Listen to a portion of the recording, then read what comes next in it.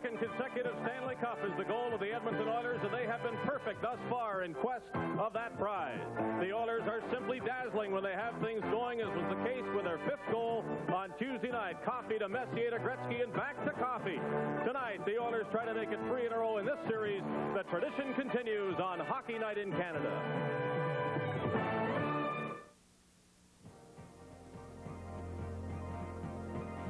Live on CBC, Hockey Night in Canada. Brought to you by Molson, North America's oldest brewery with nearly 200 years of brewing excellence. The CN Group of Companies, in business for Canada. Esso, with over 3,000 locations across Canada to serve you better. And by Ford of Canada, where quality is more than a commitment. Quality is job one.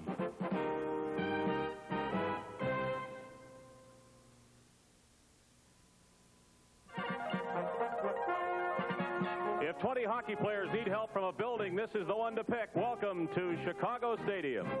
Good evening, everyone. I'm Dave Hodge. The Blackhawks are looking for help from this building and from the fans therein. And Chicago Stadium usually adds a couple of horsepower to the motor of Denny Savard, who is without a point in this series. You looking to get the assistance from the fans? Well, I think it's important, Dave. You know, we've played well here in this building, and obviously the fans have been a big factor. And you know, hopefully that we could play as well as we did during the year in home ice. You have different wingers tonight as Bob Pulford tries to shake things up. Tell us about the plans. Well, Pulley's trying to, play different people on different lines, and obviously tonight I'll be playing with Daryl Sutter and Kenny Yaremchuk. I've played with them in the past, and it worked well. When things are going bad, you've got to try something different, and I guess, this is a good medicine for tonight, I guess. Do you believe you can beat this team? I believe it. I believed it in the past years, and they've been really successful against us. But in our building, it'd be a different story, I think. Their first game was really embarrassing. The second game, I thought we played pretty well, and this game could have went either way at the time. Thank you, Denny. He's always fun to watch here at Chicago Stadium. Denny Savard. And now let's join John Davidson. David, you talked about the crowd noise here. You're absolutely right. It really is like an extra attacker as far as the Chicago Blackhawks go. But the important thing for the Hawks is to get out of that gate early. If they don't, the fans can turn. They can be rather fickle at times. And talking to the Edmonton Oilers about it, they never think like any other hockey club. They're not intimidated whatsoever. They feel it's going to be something they can use to be positive about. So they enjoy this crowd noise. They don't think like most other NHL hockey clubs. During the first intermission tonight, we're going to show you folks some special things to do with this Chicago Stadium. I played in the league for 10 years and a lot of fond memories, and it should be fun to see those. For more on tonight's game, let's go upstairs to Don and Gary. All right, John, and we're located just in front of the first balcony here at Chicago Stadium. Gary, tonight, more than 20,000 people will make an awful lot of noise. But I think that if there's an advantage for the Hawks in returning home, it's the smaller ice surface they're going to be playing on. John, I agree with you. It is 15 feet shorter than what the Oilers are accustomed to playing, so it's 185 rather than 200. And the coaches have talked about bottling up the area between the two blue lines. This is where you stop the Edmonton Oiler attack, and that's exactly what the Chicago Blackhawks are going to try to do. Congest the area around center ice, the two blue lines, not allow the Edmonton Oilers to have that good flow. We'll just have to wait and see if that does materialize. Well, it's important, I think, for the Blackhawks to get the first goal and get a quick jump in this game. They trailed the series, of course, 2-0. Right now, let's rejoin our host, Dave Hodge. It is wise not to overestimate the effect Chicago Stadium will have on the Hawks. John Davidson mentioned that the Oilers love the challenge that the fans throw up, and they are the best road team in the league. And all the encouragement in the world can't put Doug Wilson and Keith Brown into the Chicago defense tonight. Neither will dress. Again tonight, to enhance the clarity of our replays, we will be making use of something called ultra slow-mo. Your comprehension of the play just completed should be better as you see the picture in clear fashion. And the Hawks wish they could use this to slow down the Oilers. Hockey Night in Canada and the Stanley Cup playoffs on CBC return in just a moment.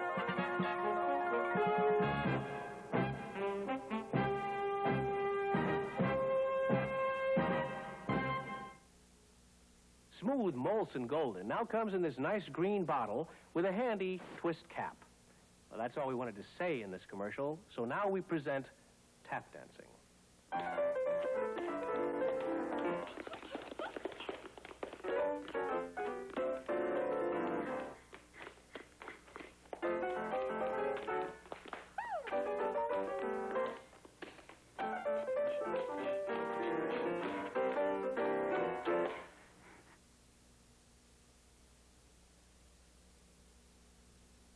We've improved the new 85.5 Ford Escort in 30 different areas. We've improved it in the area of performance with quicker acceleration, in the area of fuel economy, making Escort one of the most fuel-efficient cars in Canada. We've improved it in just about every other area, too. Impressive for a car already the bestseller in this area. Now you can lease the 85.5 Ford Escort for as low as $145 a month. Have you driven the best-built North American cars? Have you driven a Ford lately? We're an energy company, but saying so isn't enough. We've got to show you energy and enthusiasm with ongoing research that pushes gasoline performance further ahead, to change as your gasoline needs change, and with good, friendly service. You've come to expect more energy from a company like Esso, and because you do, we're getting better. The enemy, potholes. When pavement cracks, it can tear your tires to shreds. Now consider Vector, Goodyear's unique all-season radial. Its crisscross tread has a backbone of belted steel to help repel road hazards and deliver thousands of miles of sure-footed performance. The Goodyear Vector. It simply performs like no other tire in the world. All I want is a job. A CBC television special looks at a new kind of unemployment. Generation on Hold, Monday. Life is passing me by. Game 3 of the Prince of Wales Conference Final is underway in Philadelphia. At the Spectrum, the Flyers and the Quebec Nordiques are tied 1-1 in the second period. Murray Craven opened the scoring for Philadelphia. Alain Côté tied it for the Nordiques. So 1-1 in the second period, and we'll have highlights of that game later in our telecast of Edmonton-Chicago Game 3 here at the stadium. We're almost set for the national anthems now, and let's go to that.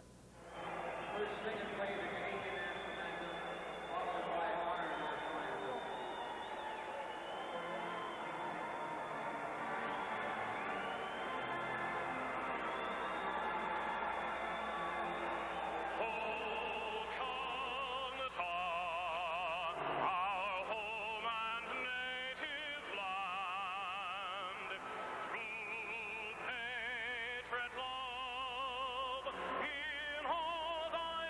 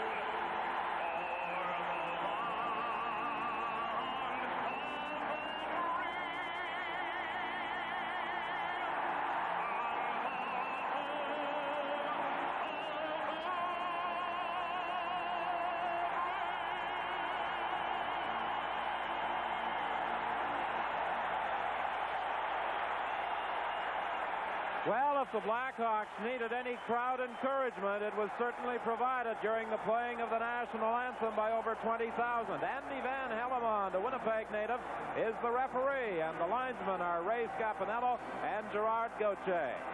In goal tonight for Edmonton is 22-year-old Grant Fuhr, a native of Spruce Grove, Alberta, who is looking for his 13th consecutive playoff win. And the Hawks will counter with 28-year-old Murray Bannerman, who is hoping to post his first ever playoff win over the Oilers. Al Secord is lining up to the left of Tom Lysiak and Ken Yaremchuk. A change for the Blackhawks as far as that attacking unit goes. Messier, Anderson, and Napier for the Edmonton Oilers. Messier back into his own zone for Kevin Lowe. Up along the boards for Napier, unable to get it out. The puck loose in the Edmonton corner. Fogelin bumps in there with Lysiak. Anderson dumps it out into the neutral zone. Play just underway here in Game 3 before a capacity crowd at Chicago Stadium. And the fans are going to react throughout the course of this game with every hit by the Blackhawks. Absolutely, and again, it's whether the Oilers can keep their cool, play good disciplined hockey behind their blue line, because the Hawks will go directly at them. Here's a chance for Edmonton as McClelland almost shoveled it in on the backhand. Now the Hawks come back, dumped into the center ice area, and Troy Murray was unable to pick up that long lead pass. Picked off by Olczyk. Olczyk, a backhand shot. Fuhr comes out of the net to make the save. Olczyk gets it again. He tried to jam it in. Knocked away from him, and the Oilers dump it out to the center ice area. Fellas, you can certainly see what home ice means to Eddie Olczyk, the young player. He's on fire early. And, of course, Ed Olczyk, the #1 draft of the Chicago Blackhawks and a native of the Windy City, would dearly love to play well before his hometown fans. The Oilers steal it. McClelland takes a swipe at it. He fired it as he dug it out again over top of that Chicago goal. Back come the Hawks with the darling of these Chicago fans, Dennis Savard, sliding it into the slot for Sutter. He couldn't get a shot away, and the Oilers clear it to center ice. One thing we've noticed already, that both teams have popped the puck up early, trying to go up the middle of the ice. Loose puck picked up by Gretzky. Gretzky for Curry. Curry unable to get a shot away. He plays it back to the net. Semenko unable to pick it up. Around the other side, Dennis Savard knocks it away from Gretzky, and he comes back 4-on-2. Savard tried to get it over to Sutter. It was broken up, and Gretzky comes in with Pozar. And the play is whistled down on an offside. Stanley Cup 85 on CBC is coming to you from the Chicago Stadium. Hey, Ontario, we're going on a winning spree. The Ontario Lottery Corporation is having a 10th anniversary. 10 years of games that the people love to play. Ontario's a winner each and every day. Celebrate Ontario's Lottery. Celebrate our lottery. Celebrate. Everyone's a winner. Celebrate our lottery. Celebrate. Everyone's a winner. Celebrate. At Philadelphia, Brent Ashton has given the Quebec Nordiques a 2-1 lead. The Flyers have lost Brad McCrimmon, and they started without Dave Poulin and Tim Kerr. Well, injuries certainly taking their toll for the Philadelphia Flyers, and injuries, of course, have hurt the Chicago Blackhawks. They are without Doug Wilson and Keith Brown. They're two outstanding defensemen. Wilson did dress for Game 2, but re-injured that groin that has caused him some problems. Loose puck in the Chicago zone, poked back out to the neutral zone. Now Kevin Lowe dumps it in. Racing in on the right side after it is Pat Hughes. He couldn't get it as he bumped with Bergevin. Back come the Hawks, led by Gardner. Gardner moving in. He takes the shot. The rebound. They poke away, and Fuhr covers up. Grant Fuhr is starting again where he left off. Very cool under fire, and talking to him before the game, fellas, he said it was very difficult to communicate with his teammates because there's so darn much noise, but he's doing the job in there. And the slow-mo camera that we will be using, and showing close-up plays, and moments ago, this was the shot.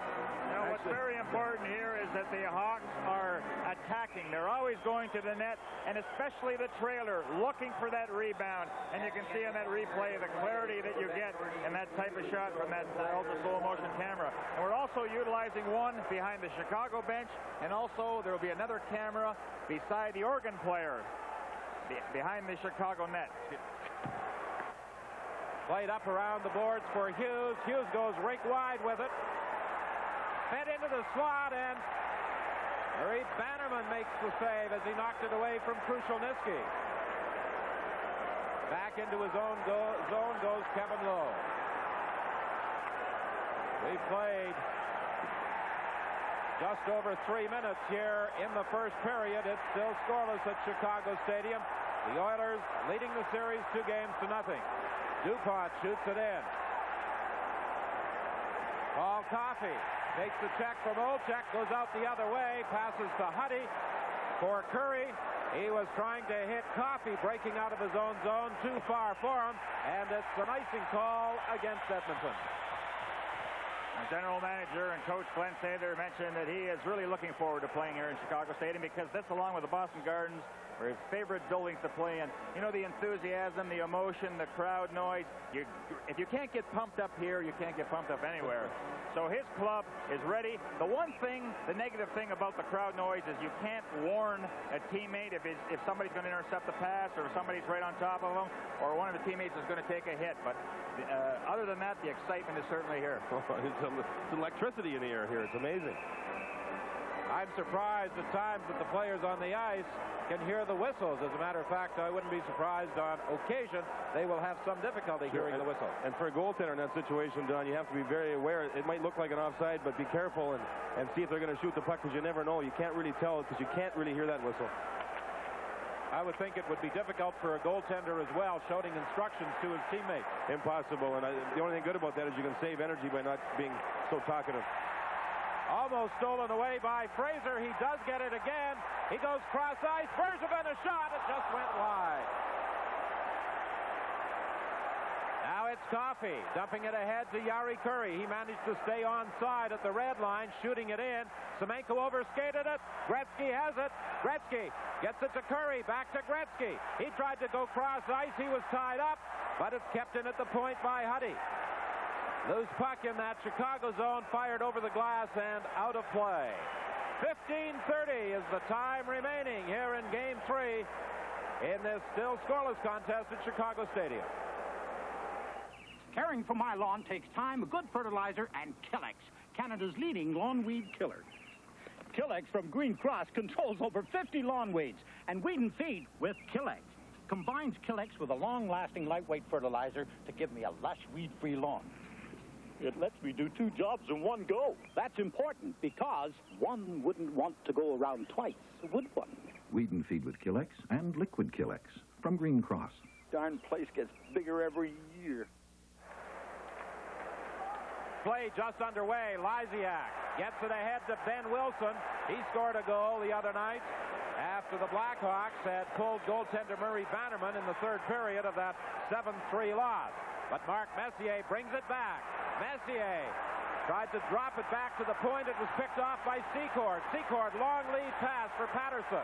Patterson puts on the break. Looks, cross ice, they score!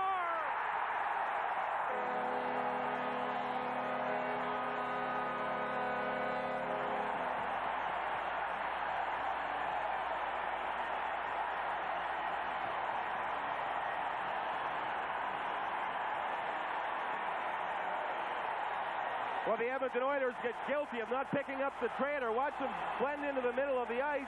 Patterson fires a perfect pass across. Napier never quite got back to O'Callaghan. There you see Napier there with O'Callaghan after the puck was in the net. He was actually back a step behind Jack O'Callaghan. And O'Callaghan, give him a lot of credit because he simply put that puck in the net with all in one motion.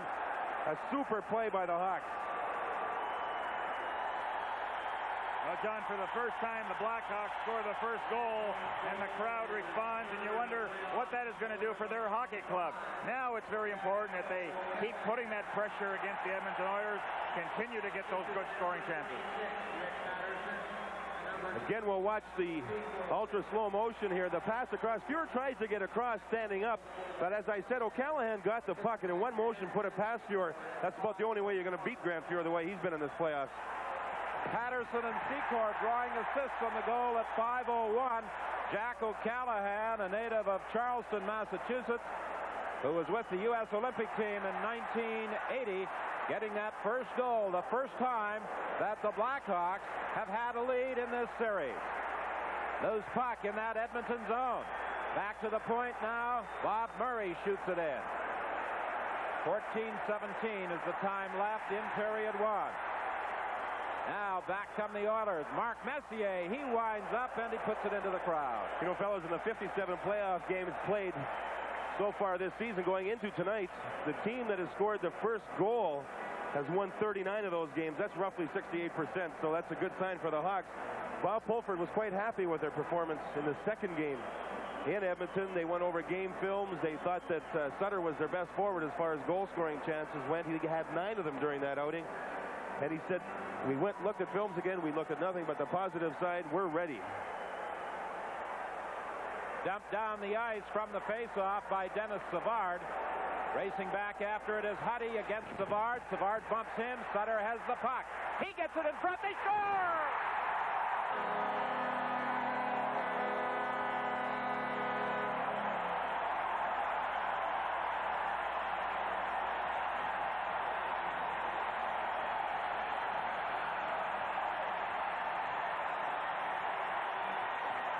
Well, this goal is the result of strong forechecking, and when you get a defenseman up against the boards, he's going to cough it up, and that's exactly what Huddy did on the play. And the Blackhawks, that good puck pursuit, and just keep your eye on that quick shot. It looked like Grant Fuhr was deep in his net, and also he was screened on the play. Yeah, right, Gary. It's tough to stop it when Paul Coffey's standing right in front of you, but the Hawks are on fire. This ice surface is only 185 feet long, not the traditional 200 feet. And that means one thing for the Blackhawks. That means forechecking. And you're right. Here's another chance as Troy Murray slid it in front, looking for Ed Olczyk. Stolen by Kurt Fraser. Off the end boards. The Oilers finally bring it out. Lead pass for Semenko. He tried to drop it back. Here's a chance for Olczyk. Huddy, the only defenseman back. A shot. It's high. Off the glass. Out front. Nobody in position. DuPont back at the line. He drifts the shot wide. Olczyk is upset. The puck is loose. Troy Murray unable to pick it up with Grant Fuhr down. Now it's Curry coming back on the right side for Paul Coffey. Shot saved by Murray Bannerman, and he covers up. Tonight's Hockey Night in Canada game is coming to you from the Chicago Stadium.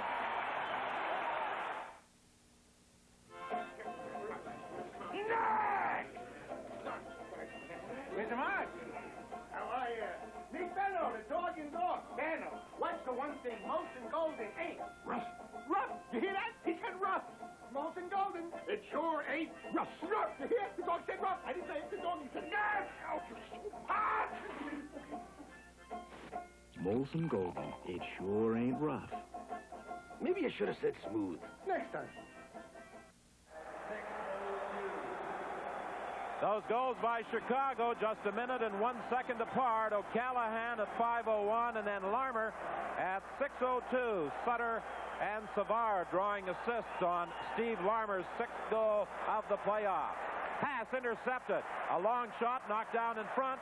Pozar fires it in. It's picked off and cleared by Ben Wilson. Ludzik unable to catch up with it, and back comes Edmonton. Krushelnyski with a long shot into the crowd. And they say that home ice does not make a difference.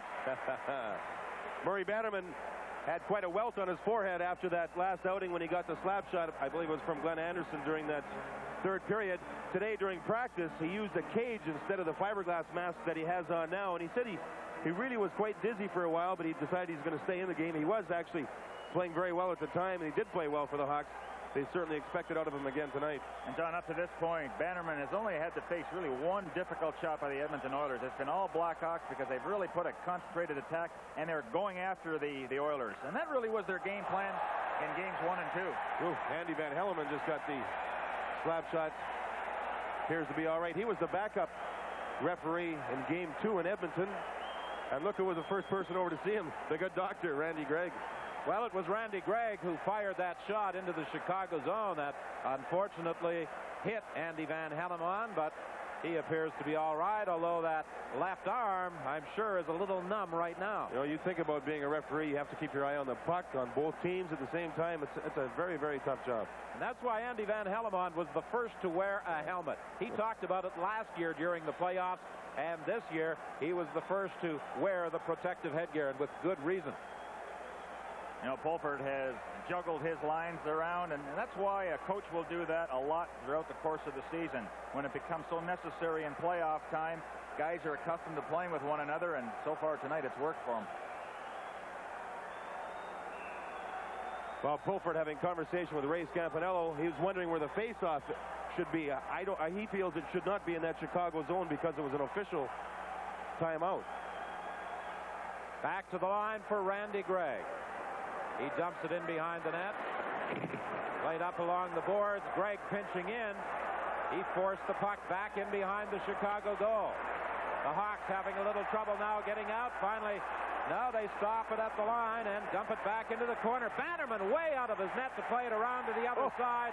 Finally, Ludwig golfs it down the ice, but the glass in behind the Chicago net has been knocked out.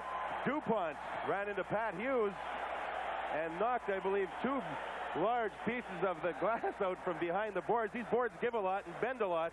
You're going to see a lot more hitting like that from both teams tonight. Hey, you want to know how to make a car sing? Well, after you wash it, just get out the old Armor All. First I do the tires. Makes them look like new again. Then I do the bumpers. Makes them look like bumpers again, yeah. Then I do the dash, the door panels. Then I hit the hoses. And when I'm finished with Armor All, this car is the envy of the entire living world. And then he does his car. Company car. Glenn Sather looking on, has to wonder what's going on here. Watch. As Bannerman fires it away, Hughes comes in. Now watch DuPont bump him and watch the glass above him. Look at that. 2 of those large pieces came right out. Gary, the boards, watch the boards give here. Watch them bend back as the collision's made. There you see the glass and the boards all bend at the same time. These American cities, a lot of the hockey rinks, the boards give a lot more than in those Canadian arenas. Certainly makes a good point of that, John, if you're on the receiving end of a check. But, you know, that was such a good play by Hughes, just standing in front of Bannerman, preventing him from getting back in the net. And you see players do that quite often. If a goaltender go behind the net, just give him and make it a little more difficult for him to take up his position in front. Talk about a guy that's played well here in the first period, young Ed Olchuk. You know, when he was playing youth hockey here in Chicago, one of his teammates was the son of Bob Pulford, and Bob Pulford saw him play then in those days and liked the style of Eddie Olchuk, ended up drafting him, and it's been a pretty good find. Another thing interesting about him, before he played for that Olympic team last season, he was a centerman. He's a right wing now. Live on CBC, Stanley Cup 85.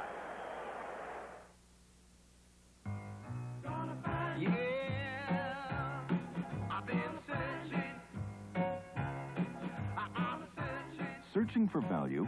Introducing the 85.5 Lynx with a new, more powerful engine, improved fuel economy, and new aero styling. Now you can lease a Lynx for as low as $145 a month. Search no longer. You know I'll bring her in someday. New Lynx from Mercury, from the maker of the best-built North American cars. Don, I wonder if Bob Pulford is upset with the idea that the game is now slowed down, has been stopped with the glass falling out of its partition area behind the Chicago goal, simply because it could give Edmonton time to get their thoughts together. The coach could talk to them and maybe tone the crowd down a little bit. Everything was in Chicago's favor to that point. There isn't anything that's going to tone this crowd down. You know, it was interesting with talking to Pulford today. He said in the second game especially, we had some good scoring chances, but we didn't capitalize. I can remember a couple of 3-on-1, 3-on-2s. Didn't even get a shot on net. In order to have any kind of a chance against the Oilers, you have to put in the chances. They've done that so far in this first period. Yeah, they really have. I wonder if anybody's home there inside those sunglasses. Well, I'll tell you what, you needed those sunglasses today in Chicago. The temperature 91 degrees Fahrenheit. I think that translates to around 30 degrees Celsius. And it was a very hot day, but this Chicago Stadium is air-conditioned, and it actually is very cool inside this building, despite the fact that it is packed to capacity. Now, the way the Chicago Blackhawks have started this game, they're being very aggressive. They're taking it to the Edmonton Oilers. Can they keep it up? I think they can. There's no reason why they can't. They had the day off. They chartered back from Edmonton. They're well rested. Looks like we're going to have stoppage in time here. Well, I understand that referee Andy Van Hellemond is going to allow the teams to go to their dressing rooms, because this is going to require some rather extensive repairs to those two pieces of plexiglass at the Chicago Blackhawk end that were knocked out. They not only knocked the glass out of the metal supports, but I believe they took a piece of the wooden frame right out and broke that off as well. Well, that certainly, Don, has to help the Oilers, simply because they get a chance to regroup. Things just weren't going well for them. They were basically standing around in their own zone. There's still 12 minutes and 16 seconds left here in the first period. Definitely has to be a help for the Oilers. Well, let's recap the scoring. O'Callahan from Patterson and Secord at 5:01.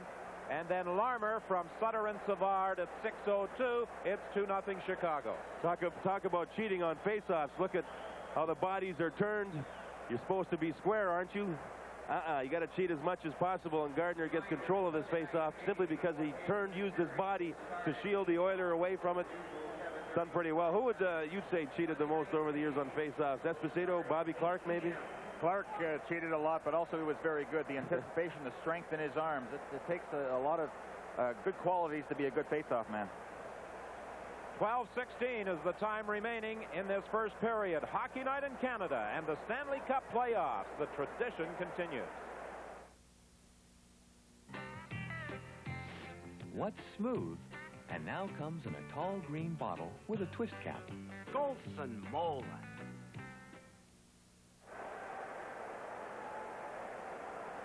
Well, the Chicago Blackhawks, with the support of this huge crowd, came out flying and jumped into the 2-0 lead. Those goals just a minute and 1 second apart. And now the delay while they repair the plexiglass in back of the Chicago net. It's been an interesting game, gentlemen, so far. We've had the 2 goals by Chicago, the first time they've had the lead in the series. Andy Van Hellemond getting hit with a shot, the plexiglass being knocked flying. Absolutely wild. It's just a great way to start a hockey game here in Chicago. You know, Gary, we mentioned about this ice surface, how it's a good 15 feet shorter than the Edmonton Coliseum. As we look at Mr. Wirtz, the owner of the Chicago Blackhawks, he's back there with a white shirt and dark tie on. But talking about this ice surface being so short, between the blue lines, do you think the teams have to be very aware, especially Edmonton? They like to use that long pass to get out of their own zone. A lot of times, if they use their own style and what they're used to, would be 2-line passes, a lot of offsides. That really has to cramp their style of game. Oh, absolutely, and that's what we had talked about earlier, John, and that's so very important for the Blackhawks to congest that area and really slow down the attack of the Edmonton Oilers. Now, I'm sure that's something that they're going to talk about during this short intermission for them, but this will be an opportune time for us to, again, look at the way the Blackhawks started and have a look at the way the goals were scored. Well, this is such a good pass by Patterson, but Napier was not quite aware of O'Callahan breaking in. Now watch how he one-motions his puck so quickly that Fuhr could not quite get across. Fuhr is so quick, he almost did, but O'Callahan made a super play. Again, the Blackhawks are starting to do something like Paul Coffey does for the Oilers. Go right at them. And this goal is just the simple attack, going after the Paul Coffey or Charlie Huddy behind the net and stripping him of the puck. You know, Savard got right on top of his man, and it resulted in a giveaway and a goal by Larmer. Watch the collision here. DuPont nails Pat Hughes. This is why we have a stoppage of play. 2 of those large pieces of plexiglass came right out of their moorings and have to be replaced. Quite a body check. You know, watching that last goal on that real good slow motion look, it may have been deflected off Paul Coffey's stick. How would you like to be the fan sitting behind that sheet of plexiglass? Not only did they get the glass in their laps, they almost wound up with Pat Hughes sitting in their lap. You know, something interesting that we should talk about, Doug Wilson playing in Game 2. He probably will not see any more ice time in this series because he re-injured that groin. Would you have played him in Game 2? I don't think I would have. I would have taken a chance, taken the extra 3 or 4 days and played him in Game 3, which would have been this game right here. But the way that Chicago's starting, maybe they don't need Doug Wilson tonight. That's their feelings. Well, when I talked with him this morning, he said he really didn't think it would have made any difference whether he played then or tonight. Cooper has always given you the best protection in hockey. Now we've got you covered right down to the ankles.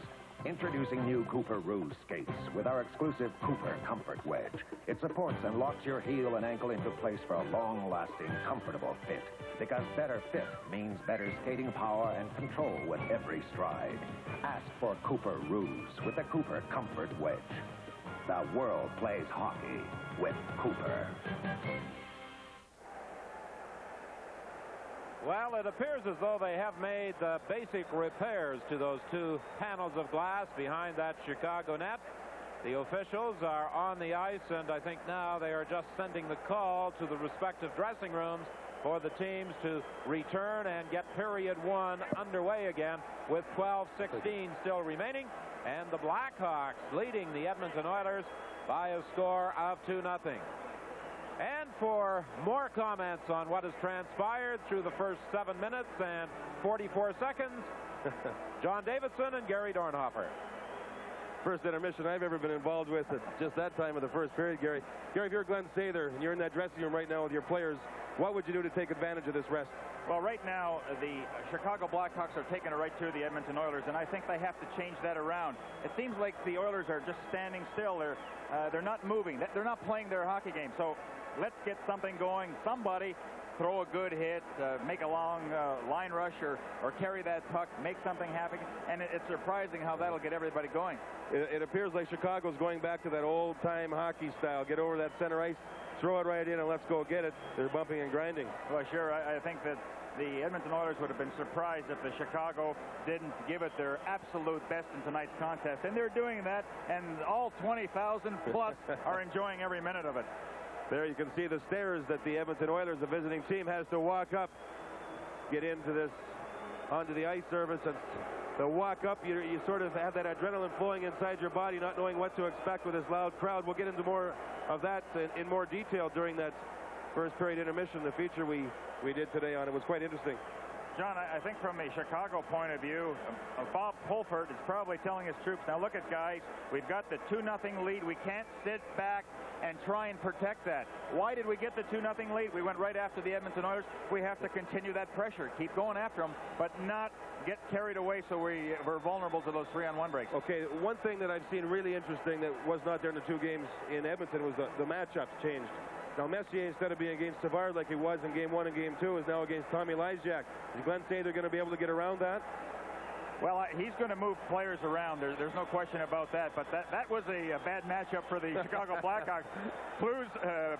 Savard, he just took an awful beating from Messier, so I'm sure Pulford wants to get away from that matchup. Okay, let's go downstairs to Dave Hodge for more. In Philadelphia, the Flyers have tied the score against the Nordiques on a goal by Joe Patterson. We are going to show you now the first 3 goals of the game, 1 by Philly and 2 by Quebec. Philadelphia takes the lead 8 minutes into the first period as the Flyers' Murray Craven scores on Quebec's Mario Gosselin, who was hit in the neck by the stick of Joe Patterson. And although Gosselin stays down for several minutes, he was able to continue. And just 21 seconds later, the Nordiques tie it up. Peter Stastny in front to Alain Cote, who fools Pelle Lindbergh with the changeup, and it's 1-1. There were 17 penalties in the first period alone, leading to Quebec's second goal, shorthanded. Brett Ashton converting the 2-on-1 break into a 2-1 lead for the Nordiques after 1 period. And Joe Patterson's goal has lifted the Flyers even with the Nordiques once again. 2-2 in the second period at the Spectrum. And our first intermission, we're going to have a feature on the Chicago Stadium. And we've talked a lot about the stadium tonight. I didn't realize we would show it being rebuilt as well. But let's get playing again, fellas. Well, Murray Bannerman started all of that with that plexiglass when he came way out of his net. There you guys go again. Blame the goaltenders, huh? He came way out of his net, however, to clear that puck, and Pat Hughes, who had been racing in against him, was then hammered into the boards, and that resulted in the plexiglass being driven out at that Chicago end. Don, do you think it was planned by the Chicago Blackhawks to make sure that the Edmonton Oilers came back on the ice first, have them skating around, and then when the Blackhawks came out, the crowd erupted again? I think that's probably the psych jog by the Hawks. I don't think it's really going to bother the Oilers too much, but it might bother some hockey clubs. Well, I think the Chicago Blackhawks certainly know how to use the crowd to their advantage here at Chicago Stadium. 12:16, the time remaining in the first period, and we're just about set to resume play. 2-0, Chicago leads. This is one of these games you're going to see a lot of board work, folks. The puck will be along the boards. There'll be a lot of bumping and grinding, those small battles. Which team is going to want it the most? It's going to be fun to watch.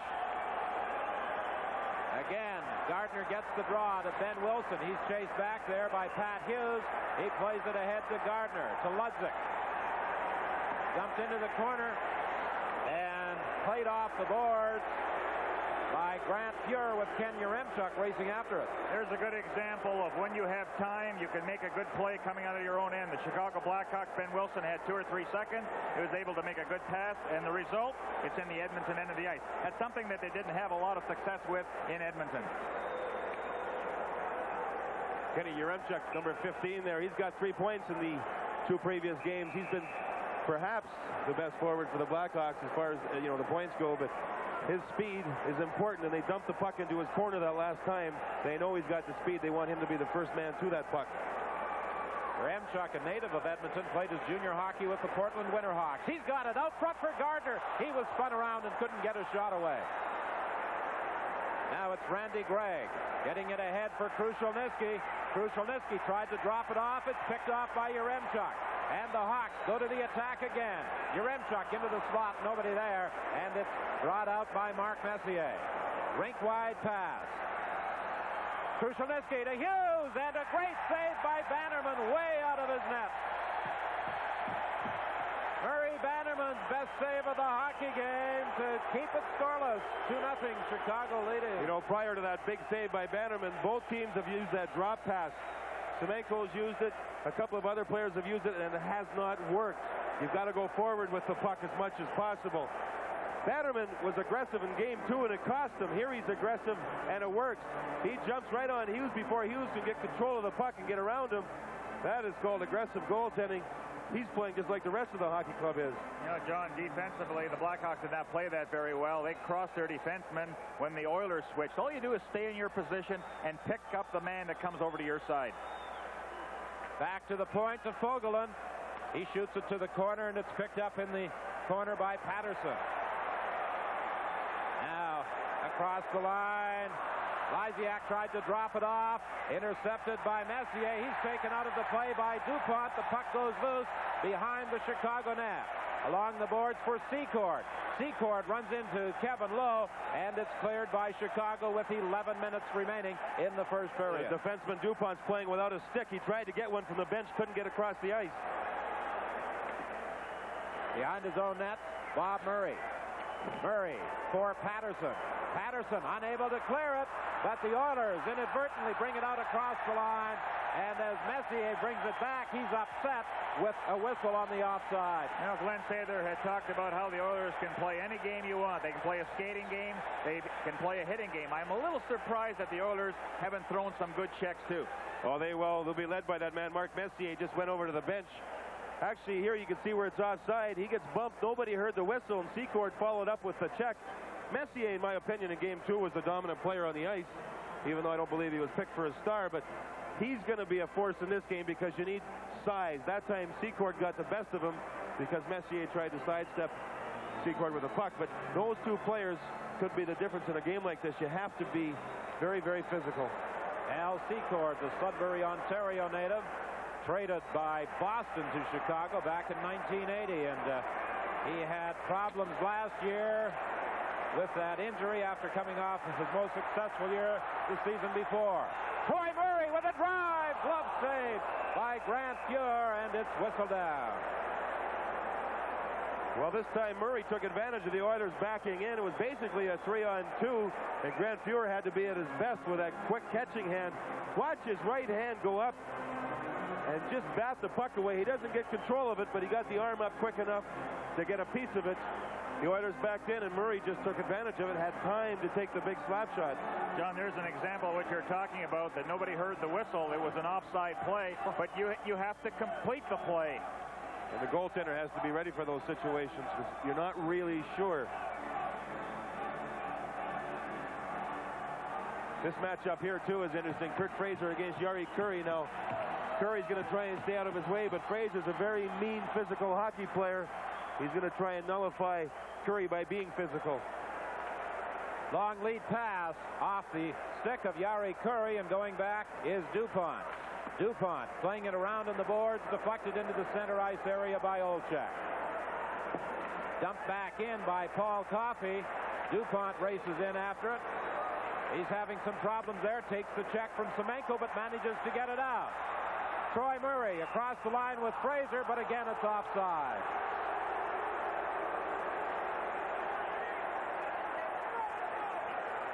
A mix-up beside that Edmonton net, and I think a lot of these are developing because the players are having a tough time hearing the whistle.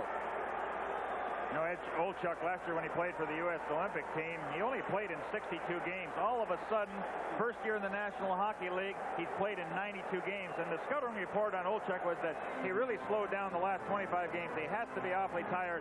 Tonight, he's shown a lot of spunk, boy. He is working, and he's playing hard.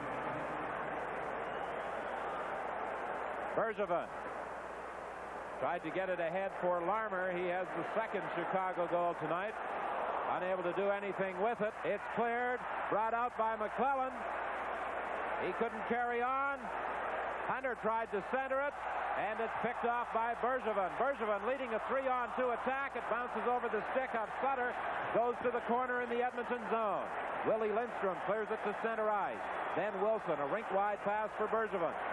9:24 is the time left here in the first period. Game 3, 2-0. The Blackhawks leading the Edmonton Oilers. They lead the series 2-0. Bergevin steps into the Edmonton player Kevin McClelland in the center ice area. Brought back in by the Hawks. And apparently the play had been whistled down, and the Chicago players didn't hear the whistle.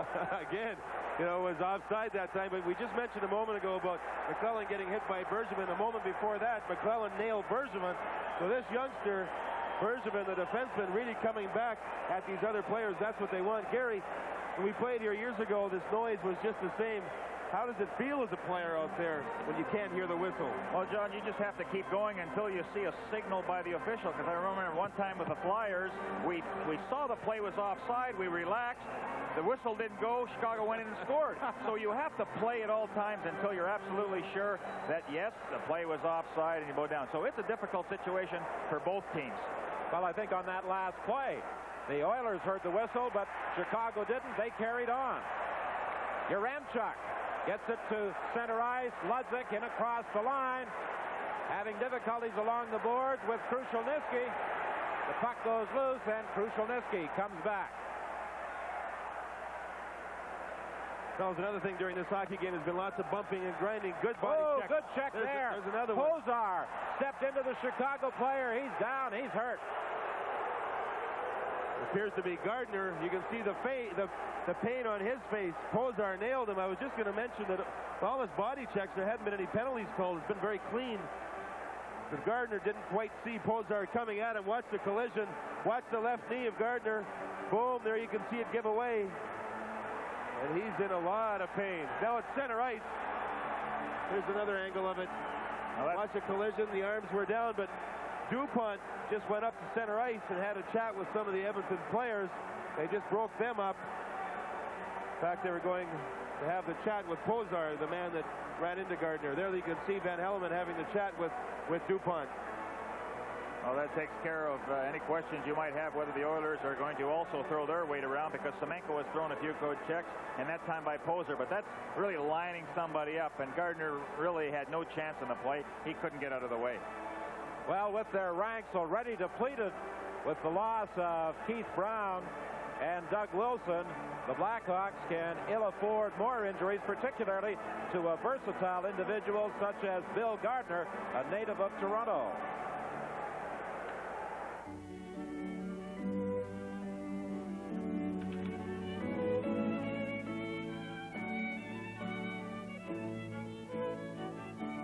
To help you share the moment after, When you buy a Polaroid 600 series camera, you'll get your first pack of film for under $6 and another pack free. Polaroid. Share the savings. Share the moment. First pack under $6, another pack free. Bill Gardner still down in the ice. And this junior grad from Peterborough is going to be taken off on the stretcher. He has not moved from the position he fell to the ice in, and he indeed appears to be in a lot of pain. You know, he's a good checking centerman. Again, we'll watch his leg as it gives away as Pozar runs into him, and you can just watch it give backwards. Gardner's a bubbly personality, fun to be around. He's a very positive type of a person. It's a shame to see him go down with an injury as serious as this. I believe it was Bill Gardner that mentioned to me about the key to play well here in Chicago is to get it going in the first 10 minutes, establish your game plan, and then get the crowd on your side if they had any doubts, and that's what the Blackhawks did, and what a shame to see Gardner taken away from this game like this. Well, Bob Pulford has to be concerned about the injury to Gardner because it deprives him of an extremely versatile performer. He has played almost every position but goal for the Chicago Blackhawks. Right, he's played center, he's played wing, he's played on the point on the power play in the previous 2 games. And of course, it's a vulnerable position as far as the Blackhawks go, simply because Keith Brown and Doug Wilson being out, they're looking for people to use on the defense on their power play. It's also one of their main penalty killers. Absolutely, that's a big, big point. You start talking about a person as involved as Gardner is with the specialty teams, you see what it means to their hockey team. Well, you can see the difficulties they have in removing Bill Gardner to the Chicago dressing room. Of course, they have to take him down the stairs as the dressing rooms for both teams are located in the basement of Chicago Stadium. 8:34 is the time remaining here in the first period. 2-0 Chicago leads. Well, one thing we're seeing in this hockey game tonight is the good contact. And coaches always stress the importance of finishing off a check. Make sure that the opposition has his head right against the glass to look at the fans. And that's exactly what we're seeing in tonight's contest. That check was finished off. From the face-off, brought in by Ludwig. He's tripped. There's going to be a penalty. And Ludwig, who was shaken up in Game 2, a little slow getting to his feet. He injured his back when checked by Charlie Huddy in Game 2, but the penalty coming up against the Edmonton Oilers, Pat Hughes. Now the Blackhawks immediately go to the attack, and you can see Hughes get that stick out. And the call is on the trip. Here you get a view of it from behind the Edmonton goal. So the Chicago Blackhawks, who have not scored a power play goal in this series, they're 0 for 6, will get the first chance tonight. And it's an important penalty kill as far as the Oilers are concerned. The Oilers have been very good with it. They've really done the job in their own zone. But watch Chicago shoot the puck in here and go for it. Cleared out by Edmonton. Randy Boyd making his first appearance for the Blackhawks. This is the first game of this series he has dressed for. He is being used on the point on the power play. He was called up from Milwaukee of the International League. Jimmy Pappin coached him there, and he was telling us today, Gary, that he was his best player. Savard has the puck. They were working on this morning, trying to get it in front to Secord, who is attempting to put the screen on Grant Fuhr, but it's whistled down as the Oilers break out on an offside call. No, fellas, Kevin Lowe picked up that pass in a very brilliant fashion. You can tell that they've been well schooled. The Edmonton Oilers watched game films today for 45 minutes and went over their specialty teams. Savard likes to hide down low, and they like to move the puck from the defensive area right over to him, and that time Kevin Lowe anticipated it and picked it right off. 1:24 remaining in the penalty to Hughes. 7:50 left in the period. Boyd. Cross ice to Bob Murray. Good forechecking by Gretzky and Messier, forcing the Blackhawks back into their own zone. Now Murray works his way out, drives it in. Gure playing it around on the glass. Boyd pinches in from the point. The puck bounces to Gretzky. Fogelin trying to catch up with the play. Gretzky moving into the slot. Takes the shot. It's under Bob Murray. Now, Bob Murray ends up making a good play here to stop Gretzky, but you see the Oilers go right up the side where Randy Boyd was playing his first shift of the hockey game. Last season, he played for 4 different hockey teams, 2 in the National League, Pittsburgh and Chicago. Here you can see where he pinched, and he got caught. The Oilers are very quick when they kill penalties. Now, Gretzky's going to cut across the middle, and the patience of Wayne Gretzky, watch it. He waits and he waits, and then Murray, in desperation, made the play. But getting back to Boyd, he played in Springfield and Baltimore of the American League last season, and he played in Pittsburgh for just 5 games before he got traded to Chicago this season. Of course, Papin not only said he was the best player on his team in the International League, he said he was the best player in the entire league.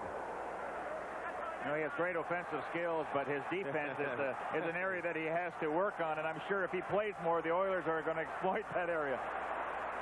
Ben Wilson gets it into the center ice area for Lysiak. Rink wide for O'Callaghan. He started the scoring tonight. He carries on, plays it around on the boards for Sutter. Sutter having difficulty, finally gets it loose for Troy Murray. Murray plays it around on the boards to the point to O'Callaghan. O'Callaghan couldn't control it at the line, and it's brought out into the neutral zone by Hunter, and then taken back in offside by Troy Murray.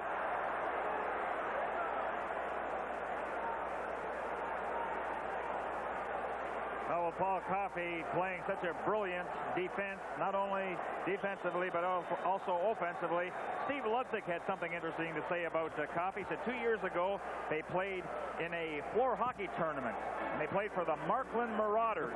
Now, Coffey played for the Markland Marauders in a tournament, and Ludzik played goal, and in sudden death overtime, Coffey gave the puck away, and they lost the game. And so Ludzik was saying, I wish you'd do more of that in this game. Loose puck with 5 seconds remaining in the penalty. Back to the line. Ben Wilson to the other side. O'Callaghan in front for Patterson. A shot. He will let it go wide. And the Oilers are back at full strength as it's cleared. Ben Wilson having difficulty there with Glenn Anderson.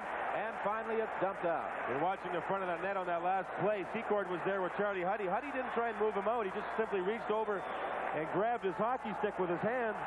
Tried to nullify him that way. Here comes Paul Coffey, a shot, and Bannerman kicks that to the corner. Lysiak now brings it back for Chicago. A 3-on-2 as he gets in across the line. Lysiak in front to Secord. He deflected it wide. Secord gets it again, attempted to center it, picked off by Coffey for Randy Gray. On the wing for Glenn Anderson. 5:44 left in the period. Drop pass. Messier fired it wide. Back to the line. Melnick with a shot. It deflects up into the crowd.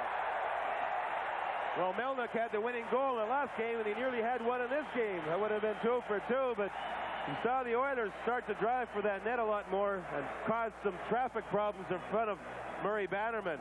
Paul Coffey trying to take control of things on the ice himself. He, of course, has 8 goals in the playoffs this year. He needs 9 to tie the record by Oren Park for the most in one playoff series.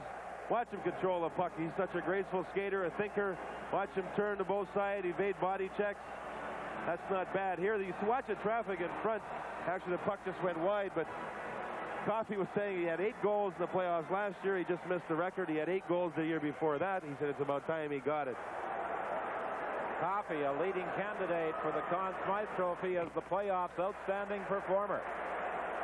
Melnick scored his first ever NHL goal. Dumped it to the line. Almost stolen there by Yari Curry. Now the Oilers regroup with 5:17 remaining in this first period. Well, right now, Troy Murray is out against Wayne Gretzky, and he's following him all over the ice, staying with him, not allowing him to hang on to the puck or even make a play. Me and my shadow. They look like Siamese twins out there. Kurt Fraser playing despite a rather painful rib injury. Gets the pass up into the center ice area for Murray. Murray drop pass for Patterson, a shot, and the save. Kurt Fraser took a whack at it from the sharp angle. Bounces out front, and then is dumped down the ice. Racing back after it is O'Callaghan. O'Callaghan trying to get away from Gretzky. He goes to the other side for Ben Wilson, and he clears it. 4:33 left in the first period. 2-0. The Blackhawks lead. Kevin Lowe, a quick shot, a screen drive that Bannerman kicked to the corner. Now Bannerman out of his net to play it around on the boards for Steve Larmer. Larmer goes to the other side. Aggressive forechecking here by the Edmonton Oilers. Troy Murray will try and get it out and finally succeed. O'Callaghan bumped Wayne Gretzky behind the net of the Chicago Blackhawks. Not very often you see Wayne Gretzky get body checked. 3:59 is the time left in the first period. Fogelin across the line. Taken out of the play by Ben Wilson. McClellan digs out the puck. He's bumped by Dennis Savard. Quite a contrast in sizes there, and McClellan uses his strength to bring it out. Now he gives it to Hunter. Hunter is bumped by Savard. Savard's hitting everybody tonight. And now the Blackhawks come back, but the play is whistled down. A penalty coming up against Chicago. Dennis Savard, I believe it was, got a piece of Willie Lindstrom, and he's going to be sent to the penalty box. Another incident that was close to being an injury, as Lindstrom was caught some very, very persistent forechecking by the Oilers, but they never really got too many chances. Here, watch Savard take there, right there, he trips Willie Lindstrom as he was coming off a body check himself. The Oilers will have a chance to get back into it here, but the Oilers forechecking there, they still didn't get many scoring chances. A tripping call against Dennis Savard at 16:30. Have you ever seen him throw his body around? Not like that. He did in that shift? And he nailed McClellan, who's a tough customer, too. Now, again, I mentioned that the Oilers had 45 minutes worth of films during their meeting at the hotel today. A lot of it had to do with their power play. Again, I mentioned it on numerous occasions that they're not getting much movement. They have to try and penetrate that slot area. Messier talked about it before the game. We'll see if they do it. Well, sometimes that's very difficult to do when you get strong forechecking, when you don't have that time to execute a good play. And that's exactly the way Chicago kills penalties, very aggressively. Glenn Anderson dumps it into the corner. Bob Murray goes back after it around the boards, and he clears it. Well, there's an example of what we're talking about. You can't give the puck carrier a lot of time to set up. Wherever the puck goes, you always have a white shirt, pursuing that puck. Paul Coffey drives it in. O'Callaghan is bumped along the boards. He got it to Patterson, who golfs it down the ice. 1:17 the time left in the penalty to Dennis Savard. Anderson will try it now. He's had great success against Chicago in 2 playoff series, 2 years ago and again this year. Back to Coffey. A shot deflected by Anderson, and Bannerman made the save. Chicago's penalty killing unit's changing very quickly. They're only staying out about 40 seconds each. Charlie Huddy dumps it in. 48 seconds remaining in the penalty. Bob Murray unable to get it out. Gretzky has it. Gretzky backhand shot. Bannerman makes the save. Oh, it's interesting how quickly Gretzky moved from the corner of the ice and right out in front. I mean, he's always thinking, and moving very quickly. You know, Anderson, John, you mentioned how successful he's been against the Hawks. He nearly scored on a deflection a few moments ago. How he skates directly towards the middle of the net, and when he deflects it, it either hit Bannerman, the goaltender, or he may have stopped it himself. Yeah, that's what I believe happened, but he's so smart, he decided to get in there. He knows they're going to direct the puck towards the net on the ice, and nearly made a nice deflection. John, there's another area, that you could use. Not just have somebody directly in front of the goaltender setting up the screen, but have players going in and out of the slot.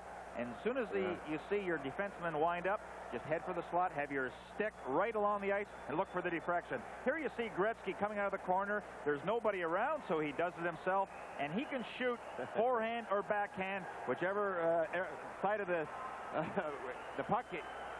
He'll just let it go. He won't hesitate at all. You can see the way he bent forward there to get that puck directed towards the net. Goaltender has to think high when he's going on the backhand like that. Bannerman stayed up on his feet that time. Made a pretty good save. That's why he scored so many more goals than you, Gary. He used his stick.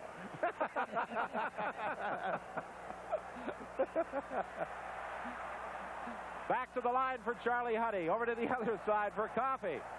He took a shot that is deflected into the corner. Now Gretzky has it back of the net. The Oilers with 27 seconds remaining in this manpower advantage. trying to set something up. Huddy pinches in from the point, but it was slapped past him, and Troy Murray breaks out. A penalty coming up against Krushelnyski.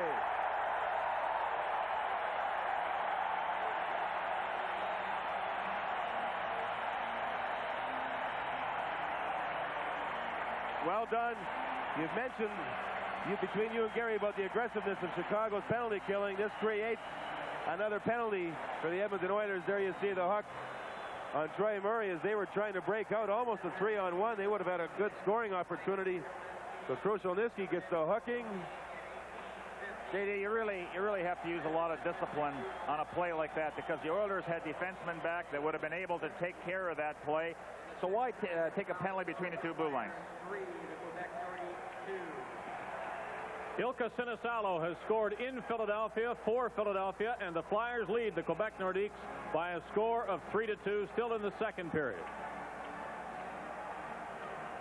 And at the conclusion of tonight's game, we'll have highlights of that Quebec-Philadelphia battle for you. Right now, it's 2-0. The Blackhawks leading. Ben Wilson with a drive off a leg to the corner. In 8 seconds, the Blackhawks will have a power play. Messier trying to work around Wilson.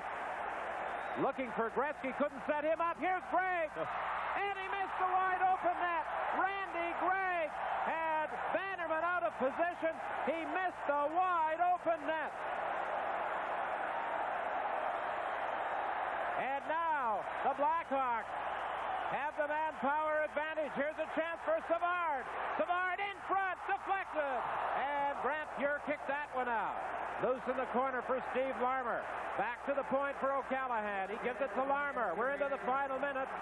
2-0. The Blackhawks lead the Oilers.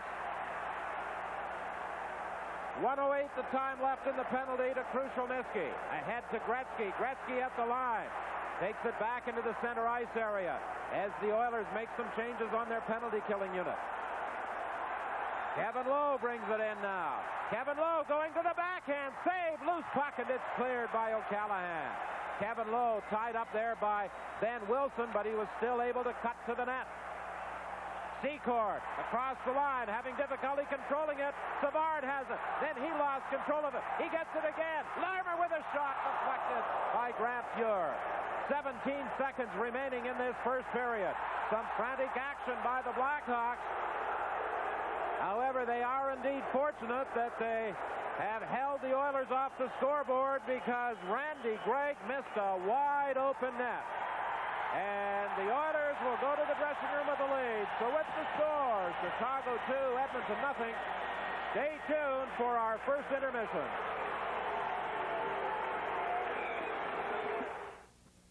This is the Lighting Boutique, where in the past you've come to expect the best deals on a terrific variety of lighting fixtures. But now you can also expect the best deals on brand name microwaves and ovens, like this Amana Radar Range, regularly $5.50, now $3.95. Or this Amana Radar Range Plus, regular $8.50, now $6.95. Or the Steridor Drop-In Range, regular $25.95, now $22.95. This week, expect big savings on microwaves and ovens at the Lighting Boutique. Expect it and get it for less at the Lighting Boutique. Hi, I'm A.J. Gus Jervin. It's manufacturing that makes the big difference. Ranch-raised Debbie Buff Beak female. Rich brown shade of Mackenzie River wild mink. The styling is just plain classic. Mink for all occasions. Designed and manufactured by A.J. Gervais at 762 Aletta Avenue in Windsor. 2 blocks from the tunnel exit. Looking forward to waiting on you personally. Serbu Tire is stocked to the roof with inventory. Take advantage of their huge inventory sale. Save from 35 to 45% on over 20,000 tires in stock, featuring a full line of Unaroyals. Unaroyal, known for performance, mileage, and fuel savings. Tom Serbu is your local Unaroyal dealer. Their service department is fully equipped to handle car and truck tire mounting and computerized wheel balancing and alignment. Save now at Serbu Tire. 2 locations to serve you. Everybody's known for a long, long time that Coca-Cola is made from a secret formula. It's in here. A few weeks ago, we took it out just for a little while, just long enough to improve it. Now, you still can't look at the formula, but you can look at the result. You can taste it. The new taste of Coca-Cola. It's the best Coca-Cola ever. And now, back into the safe for another 100 years.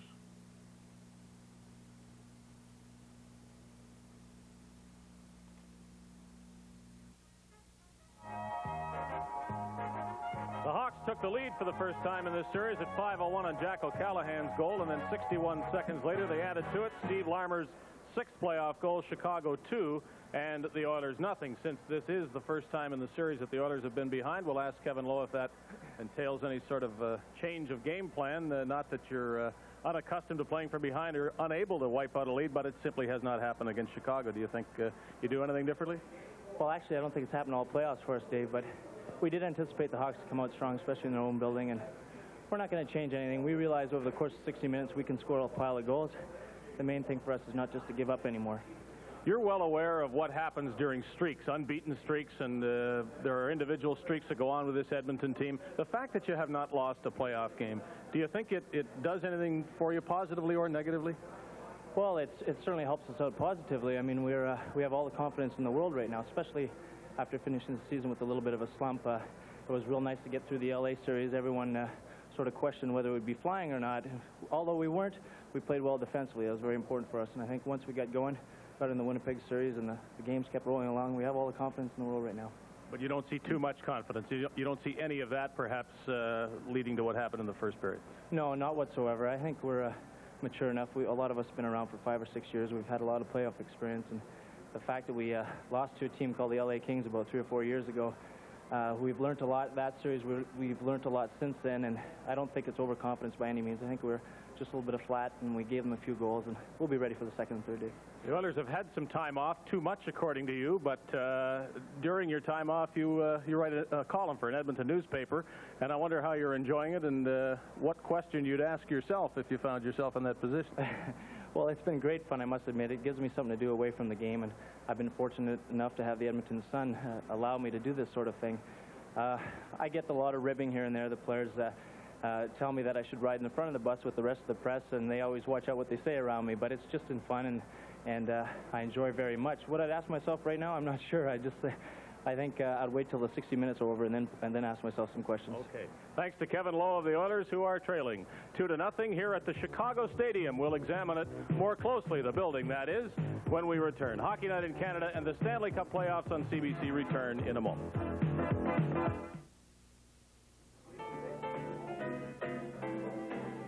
Something before dinner, sir. I'd like half a bottle of Golden. A half bottle, sir? Of Molson Golden. Howard, you won't believe this, but there's some weirdo over there who wants a half bottle of Golden. And this gentleman would like the other half. Sir, would you like the top half or the bottom half?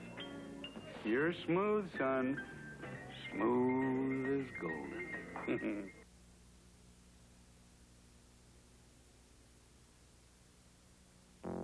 This is the Lawn Boy Supreme, powered by an engine designed to last 50% longer than most other lawnmower engines. This Lawn Boy can do the work of 5 lawnmowers. It cuts, side bags, rear bags, mulches. It'll even shred leaves. Summer after summer, year after year, the hard-working 5-in-1 lawnmower by Lawn Boy. Lawn Boy. As time goes by, you'll know why.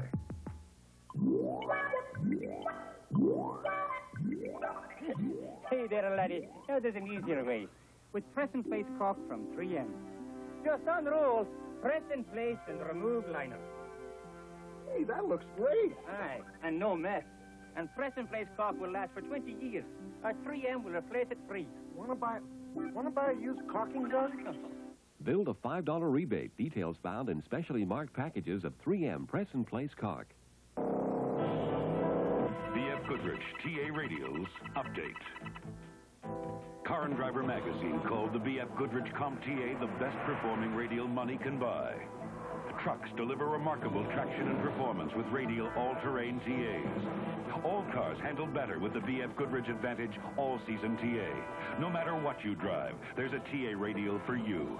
TA radials now on sale at B.F. Goodrich Tire Centers and participating dealers. June 12th, a celebration of excellence. Rich Little hosts the National Hockey League Awards with Wayne Gretzky, Belinda Metz, Chet Atkins, and Leona Boyd. The 1985 National Hockey Hockey League Awards, June 12th on CBC television.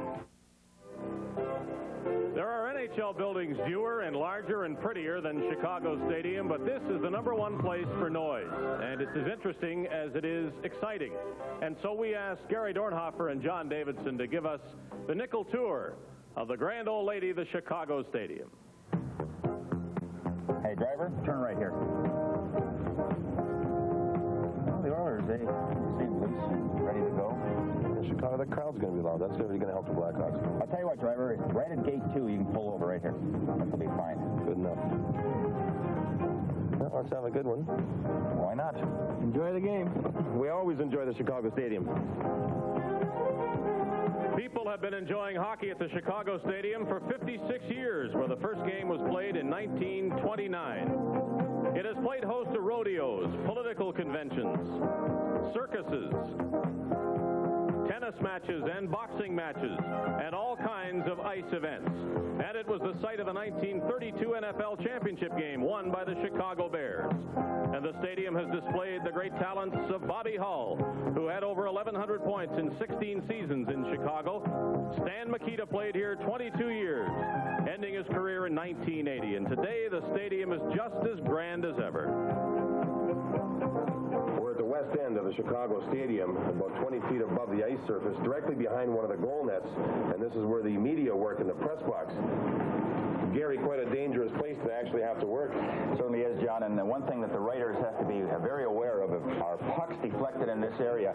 You know, there are room for about 50 seats for the writers, so they're really cramped into this area, and a lot of the guys have to sit in different spots in this arena. The way the Edmonton Oilers have been shooting the pucks lately around Murray Bannerman's goal, perhaps these writers up here may have to start wearing headgear. It's a dangerous, dangerous area. Gary, about 10 years ago, they installed a new time clock here in the Chicago Stadium, and this is the panel that runs that clock from the timekeeper's booth here. But the bottom of this clock, they have 4 horns, and what they try to do is set this horn off when the Hawks score a goal to intimidate the opposition, get that noise going. And when the Oilers are serving a 2-minute penalty, the players sitting in there just hoping that a goal will not be scored, because if the Blackhawks score, here's what happens. Gary, another unique feature of the Chicago Stadium has to be this giant Barton organ. It's just unbelievable. John, what we have is a organ with 6 keyboards and also the various stops. And when you look at it from the first time, you'd think it would take 3 people to get it operational. Also, the organist has a mirror that as soon as he sees that there's a stoppage of play, he can immediately place his hands on the keyboard and make noise.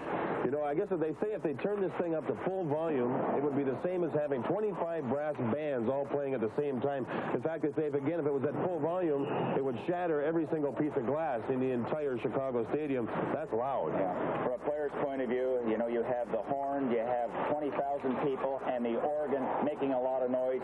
A very intimidating place to play. You can certainly feel the tradition of the Chicago Blackhawks when you get down around the dressing room area. They do have rooms that adjoin the main dressing room, and there they have the photographs of the great stars of years past, people like Tony Esposito, Bobby Hull, Stan Mikita, Glenn Hall. They also have photographs on the walls of the championship teams over the years. Another thing that they have that's quite interesting is the honor roll for the players that have been there the longest in terms of seniority. Stan Mikita, 21 years. It's interesting. Gary, the opposition, how did you feel when you came into the Chicago Stadium? Of course, John, the dressing room is below the ice surface. You're in the basement, and 15 or 20 minutes prior to the start of the game, you can hear the fans starting to make noise. They're pounding on the floor, and you feel like you're in an earthquake. All of a sudden, you're preparing yourself mentally for the game, and it's that long walk up the steps. There's about 25 steps, and once you hit the ice, boy, the excitement, it's there. You can feel it, and you're ready to play. How about you? Well, you mentioned the steps. I hated the steps. Being a goaltender wearing that equipment to get up them was tough enough, but when the game was over, and if you happened to have lost it, to get back down those steps, it was no fun at all. Gary, there's certainly no building like the Chicago Stadium. Everything you wanted to know about the Chicago Stadium, the only thing we don't know is who paid for the Davidson Dornhofer taxi cab. Hockey Night in Canada on CBC will return in just a moment.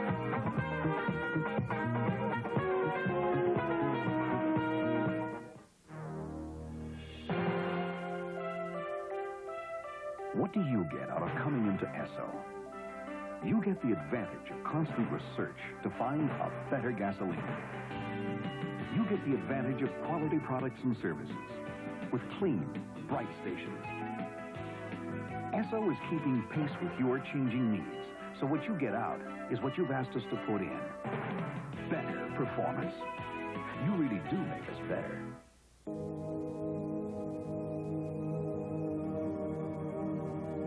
Today's smart money. Do you know where it's going? It's coming to Continental Bank,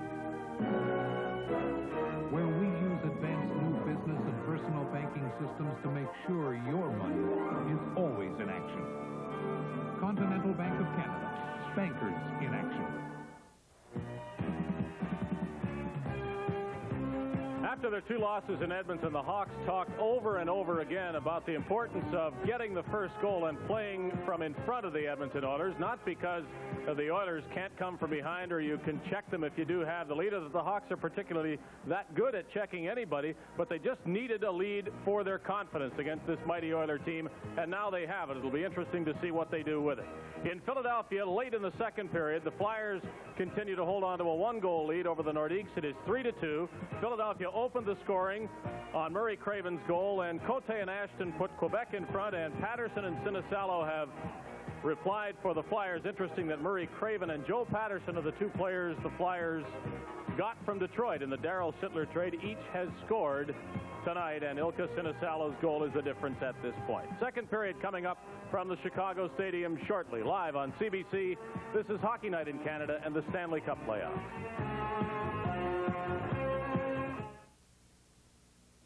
Can somebody out there tell me why Coke did it?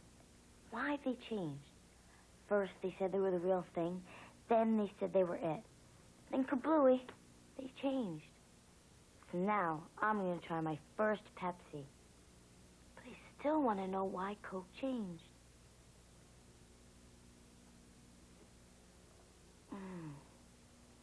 Now I know why. Pepsi, the choice of a new generation. Canada, hey, what a difference quality makes. Ford got it, new on it, curated it great. Best in color, touch no one else, delivers as much. Ford's and Mercury on every road. And we've got more to come, take a look, you'll be sold. Canada, Canada, we can't be outdone. Ford, quality, it's our fun. I'm always dreaming about you in the middle of the day. I want to take hold of you and push the work away. Time to find a shady spot or any place with you. The Big Mac?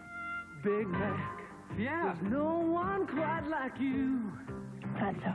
It's a good time for the great taste of McDonald's. Yeah.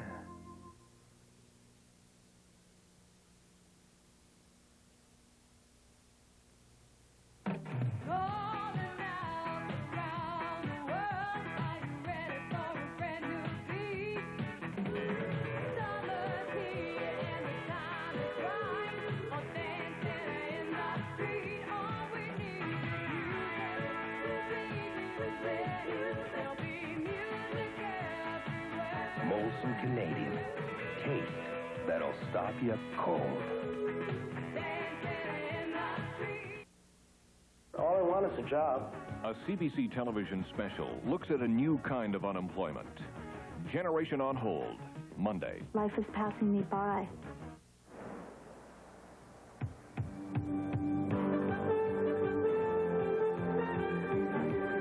For 4 decades, Hockey Night in Canada and the Stanley Cup playoffs have been synonymous. The goal, the personality, the exhilaration of victory.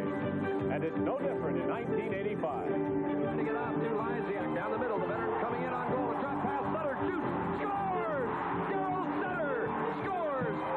In overtime as Chicago Blackhawks win the game. Try to get it back to Price, and he does. Screen shot. Rebound. The tradition continues Sunday night in Game 4 of this Campbell Conference Final. Edmonton at Chicago. It is an 8 o'clock start here in Chicago, which means 9 o'clock Eastern time. And if you think Chicago Stadium is noisy tonight, look out if the Hawks win this game and are down 2-1 on Sunday.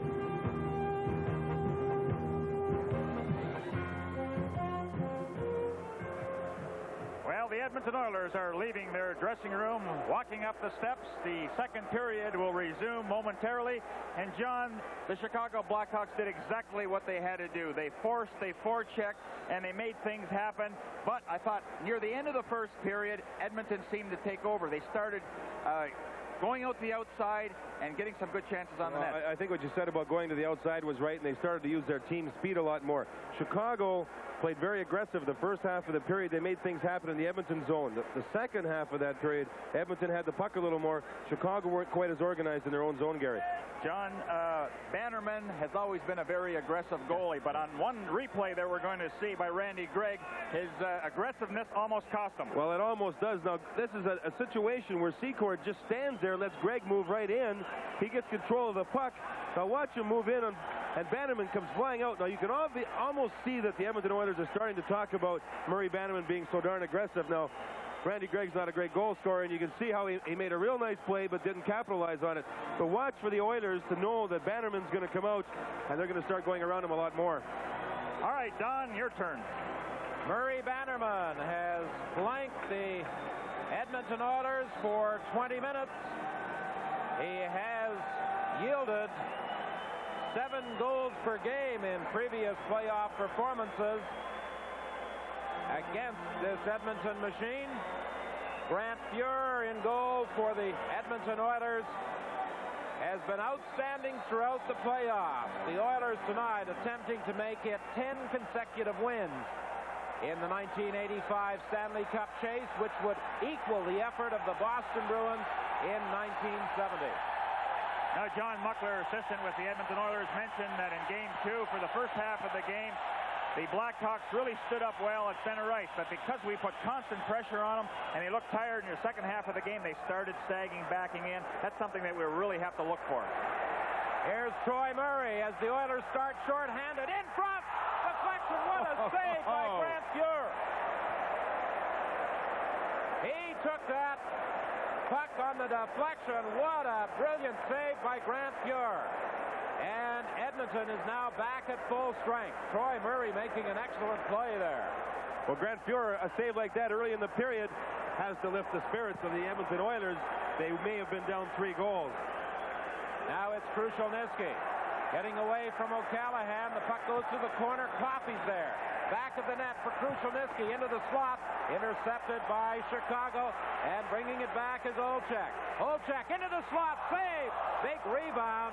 And Olczyk is having his best game of the playoffs. Here's Gretzky breaking in. And Gretzky couldn't get his shot away. He was tied up. The puck is flipped around the boards. Coffey has it for Edmonton. Paul Coffey out front. Charlie Huddy with a drive. That's kicked to the corner by Bannerman. Now it's Yari Curry working to the corner in front. And the pass is picked up. Stolen by Yari Curry, then he in turn has it knocked away. Chicago in their own zone trying to play a man-on-man situation. Bob Murray was really going at it with Gretzky. Here's Mark Messier, backhand shot. Bannerman got a piece of that one. We're approaching the 2-minute mark of this second period. Good tempo. Drive by Patterson off the glass as it was deflected by Melnick. Now Messier comes back. Messier across the line on the wing for Anderson. It was offside. And everybody talked about how fast Paul Coffey was. I'll tell you that Mark Messier is no slouch either, and Grant Fuhr continues to make sparkling saves. Watch this, how he anticipates and gets his left side of his left leg across the ice and just makes a play. It was a fake shot, and he had to be out there to play the angle. Now watch him recover. Oh, boy, that's stretching it out. What a toe save he made. Brilliant save. He was saying before the game that he hates playing in here when that horn goes off after the Chicago team scores, so he's going to do his best to not hear that horn tonight. Randy Gregg gets it up on the left side. Melnick into the center ice area for Napier.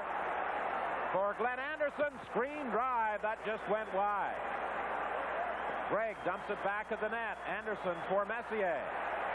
Messier is bumped by Patterson, but he got it back to Melnick. A shot through traffic. That deflected wide. It went off a leg. Secord couldn't do anything with it. Napier for Messier. He was looking for Anderson, cutting in front of the net.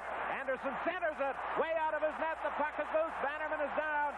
But Chicago pick it up and they bring it back. Lysiak crossing with Secord. Lysiak for Secord. Backhand shot. Save. Patterson gets it. Another shot. Deflected by Grant Fuhr. Back and forth they go. Tremendous action early in this second period. Glenn Anderson just went off in some pain. He was bumped by Secord before Secord had that scoring chance, and he went down hard. Willie Lindstrom with a shot off the glass. McClellan picks it up. He drops it back at the net for Willie Lindstrom. Lindstrom ran into the side of the net as he tried to go after that puck, and it's brought back by Savard. Drop pass for Sutter. Into the slot for DuPont. To Savard, and Grant Fuhr took that deflection away from him. Good end-to-end action. A shot save as Lindstrom was unable to pick up the rebound. Back comes Chicago. Savard cruising into the slot, faking the shot, still controlling it. Now moving in front. They bang away at it. Fuhr is down. Loose puck. Lowe playing on it. They bang away again. Another shot. It hit a body. Here's Ben Wilson with a drive off the glass. Brilliant goaltending by both Fuhr and Kevin Lowe. O'Callahan racing in at the point, unable to keep it there.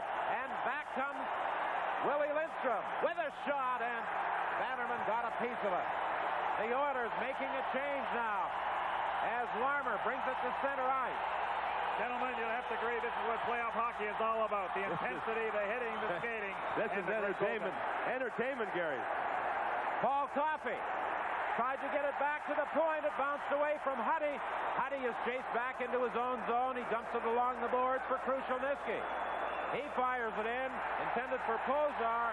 The play is whistled down. 15:33 is the time left to play in a frantic second period. Why is it that some banks seem to want you to get your money at their convenience? At Bank of Montreal, we're opening more branches Saturdays. We're installing more Instabanks.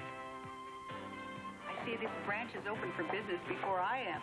We're doing more for you, so you can get your money when you want it. We are doing more for you at the Bank of Montreal. It's what sets us apart.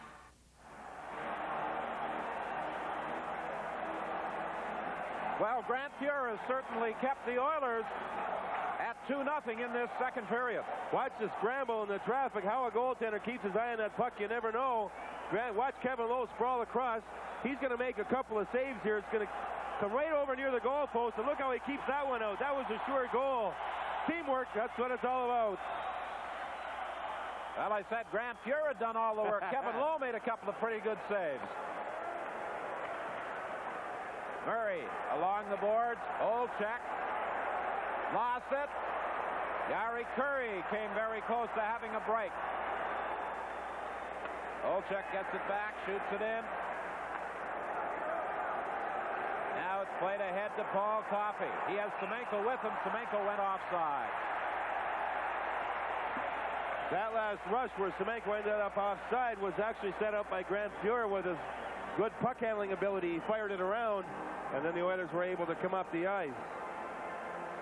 Well, Dave Earlyville will make his presence felt once the Oilers get that good concentrated attack going, and he will get in front of Bannerman and cause havoc in front of that goal. And again, Glenn Sather talked about how valuable Dave Semenko is to his hockey club. You know, he's not the most gifted athlete, but he does exactly what the coach wants. And when it comes time to do some of the dirty work, you know, the corner working in front of the net, count on number 27. And with his 2 years in an Edmonton Oiler uniform in the World Hockey Association, Dave Semenko is the oldest Oiler in terms of service. Coffey's shot deflected off Bob Murray up into the crowd. Well, you mentioned Bob Murray. after that second game in Edmonton. He had a very, very bad cold, and he said his throat was absolutely raw in this game here. And today he's feeling a little bit better, but still has that bad head cold, chest cold, and has a lot of trouble talking and communicating with his teammates on the ice. Mind you, I don't think anybody's going to hear him in this building tonight anyway. He's an important player for this club with those other two defensemen, Brown and Wilson, injured.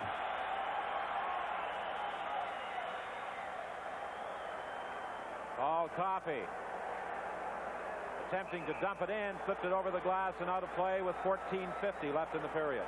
And we got back on the charter with the Chicago Blackhawks, and we arrived at 4:15 the other day, and Bob Pulford, when he got off the plane, they had reporters and a television camera waiting for him. And I had a lot of respect for Pulford to conduct an interview at 4:15 a.m. I'm telling you, he talked to the guys. His team had just lost 2 straight. I think I would have told the guy where to take his camera. How would you like to have been the cameraman and the TV guy there at 4:30 in the morning, too? Gee, tough job. Paul Coffey chases it back into his own zone. Gets it ahead to Semenko. He spots Huddy. A long shot. Bannerman kicks that to the boards. Troy Murray goes back of his own net. Murray for Fraser, unable to get it out, but following up on the play, O'Callahan clears it. So the Oilers will try and regroup in their own zone. Curry with a long shot. Kind of a knuckleball that Bannerman had a little difficulty with, but was able to get it to the line, but not out. Semenko had fallen behind the net. He tried to make the play for Gretzky, but it was knocked away by the Blackhawks and cleared. What an excellent play Bannerman made there, John, when he used that the goalie stick to deflect the puck from coming in front. Coffey took a shot. That hit Murray, and Murray is hurt. Bob Murray took that shot, and he is going off to the bench. Hunter. Pass into the center ice area for Coffey. Back to Hunter. His shot knocked down in front. Curry gets it. A quick spin around drive, and Bannerman makes the save. This is Hockey Night in Canada on CBC. Oh, man, rhythm is in my shoes. No use sitting there and singing the blues. So be my guest, you got nothing to lose. Won't you let me take you on a sea cruise? Ooh-wee, ooh-wee, baby. Ooh-wee, ooh-wee, baby. Ooh-wee, ooh-wee, baby. Won't you let me take you on a sea cruise? Molson Canadian. Taste that'll stop you cold. Here's where Bob Murray gets injured. That slap shot deflected up off his own hockey stick. And you see him wincing in pain right there. He went right over to the bench. He appears to be all right.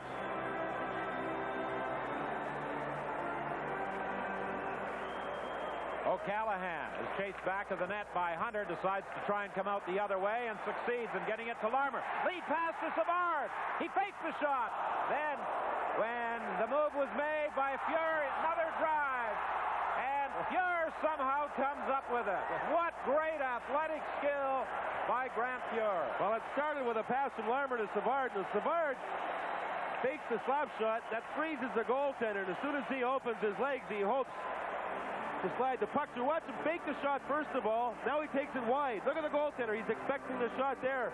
Now he's got to go down with it. Now Fuhr's down there. Now he's going to get up as quickly as he can with that athletic ability. And look at this save he makes as he just gets back in the nick of time. You talk about where Grant Fuhr was standing when that play first started was about 15 feet out of the net. He made it all the way back with Savard originally and then got back to stop the shot. Now, the Blackhawks talked about that they feel that they have to do more of that, fake the slap shot and go wide and try to test Grant Fuhr that way. Oh, from the face-off, Lysiak took a shot. Lysiak along the boards, drops it to the corner. Picked up there by Messier. He starts wheeling out of his own zone for Napier. Drop pass, Messier, quick shot, saved by Bannerman. Bergevin dumps it along the boards. Lysiak clears it. Kevin Lowe has no alternative but to shoot it out to the center ice area as he was being pressured. Patterson Glenn Anderson all lined up, but the Edmonton forward sidestepped the check. Kevin Lowe again back in his own zone for Fogelin. Ahead to Glenn Anderson. He pokes it away from DuPont. In across the line. Dumps it to the corner. Bergevin plays it around on the boards. Picked off by Messier. Messier working in back of the Chicago net. Unable to center it. DuPont for Secord. He can't get it out. Kevin Lowe with a shot. That deflects to the goal mouth. Bannerman down on his knees. Steered it back of the net. Anderson. Back to the point. Kevin Lowe fires a shot wide. Good pressure here by the Oilers. They're all over Chicago in their own zone. Messier tries to center it. Bannerman grabs it.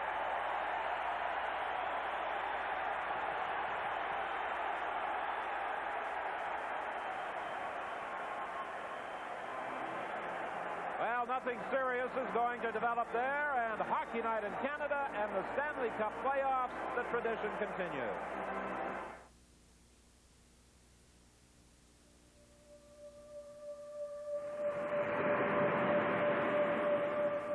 Taste that'll stop you cold. National Hockey League President John Ziegler, I'm sure, enjoying the action and just wishing that every game during the playoffs and regular season could be as intense as this one is tonight. I'm sure Bob Pulford right now telling his troops, look, guys, we're starting to sag back. We can't do that. We have to really be aggressive and challenge at that center ice area. But you know, Gary, they were in their own zone a lot there, but Edmonton never got a real quality shot on goal. So at least they're not panicking back there at this point. But you're right, they've got to get it out of their zone. Those defensemen will tire. Larmer up to the line for Sutter. He couldn't get out of there. Kozar doing some forechecking along with Krushelnyski. They poke away along the boards for a face-off and tie it up. You mentioned face-offs. It's one thing that has not been talked about a lot in this series. Krushelnyski is one of the main face-off men for the Edmonton Oilers. Even if he loses the face-off, he's got that long reach and such strength that a lot of times he still controls the puck. Now, he's a much bigger, stronger person than Denny Savard. See who wins this. Will the quickness of Savard win it? 11:42 is the time left in period 2. 2-0, Chicago leading. The Oilers lead the series 2-0. Game 4 will take place here at Chicago Stadium on Sunday night. Kozar replaces Krushelnyski in the face-off circle. It goes to the boards. They tie it up again. Now, the Oiler coaching staff really felt that they knew a lot about Savard, spending 3 weeks at training camp for Team Canada. They knew all his moves, what are some of the peculiar things that he will do from time to time. Savard goes into the face-off circle against Krushelnyski. The puck goes back of the Chicago net. Ben Wilson has it for the Hawks. Around on the boards for Sutter, and Sutter is able to dump it down the ice. 11:24 left in the second period. Kozar and Krushelnyski start out. Krushelnyski for Kozar. Kozar moving in. Save, rebound, another save by Bannerman. He took 2 away from Kozar. Coffee shot goes off Sutter to the corner. The Oilers seem to have taken control here late in this second period. Well, both defensemen that last time, Wilson and O'Callaghan, both went after the same Oiler. Kozar simply went in, got 2 shots on goal. You have to have some sort of communication in that own Hawks zone. Gary, you were talking about this earlier. You have to get the puck out a lot more. Things are starting to crumble a little bit in that Chicago zone.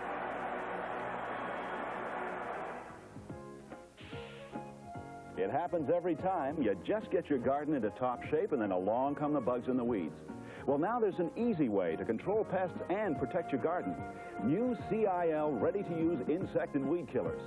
They're convenient to use and pre-mixed for instant application, with guaranteed results every time. This summer, pick up some convenient protection against bugs and weeds with CIL's new defensive line of ready-to-use garden sprays. We've talked a lot about Grant Fuhr being sharp. Now watch both defensemen go to Krushelnyski here. Pozar simply slides away from them. Gets 2 shots on goal, and Bannerman, he's doing the job. We talked a lot about Fuhr. How about Murray Bannerman? He's certainly doing the job. You know, John, and that play resulted of the Chicago Blackhawks stick checking coming out of Edmonton end. You know, they didn't take the body, which they did so effectively earlier. Melnick intercepts the clearing pass, dumps it to the corner. The Hawks try again. This time Gretzky has it. Gretzky dodges 1 check. He's knocked flying, but still got it over to Curry. Back to the line. Melnick shot off a leg. And the Hawks unable to clear it. Kept in by Gregg, and a shot. That went off. Bannerman to the corner. And again, they tie it up along the board. Now they have Hunter up on the left side this time with Curry and Gretzky. Semenko sitting off a shift. Of course, when Gretzky's out there, Troy Murray is. There was a lot of talk in Chicago going into this hockey game that Savard would be the blanket for Gretzky. In fact, Gretzky inspected himself before the game, but he said that having Troy Murray on him doesn't bother him at all. He's so used to it from other teams.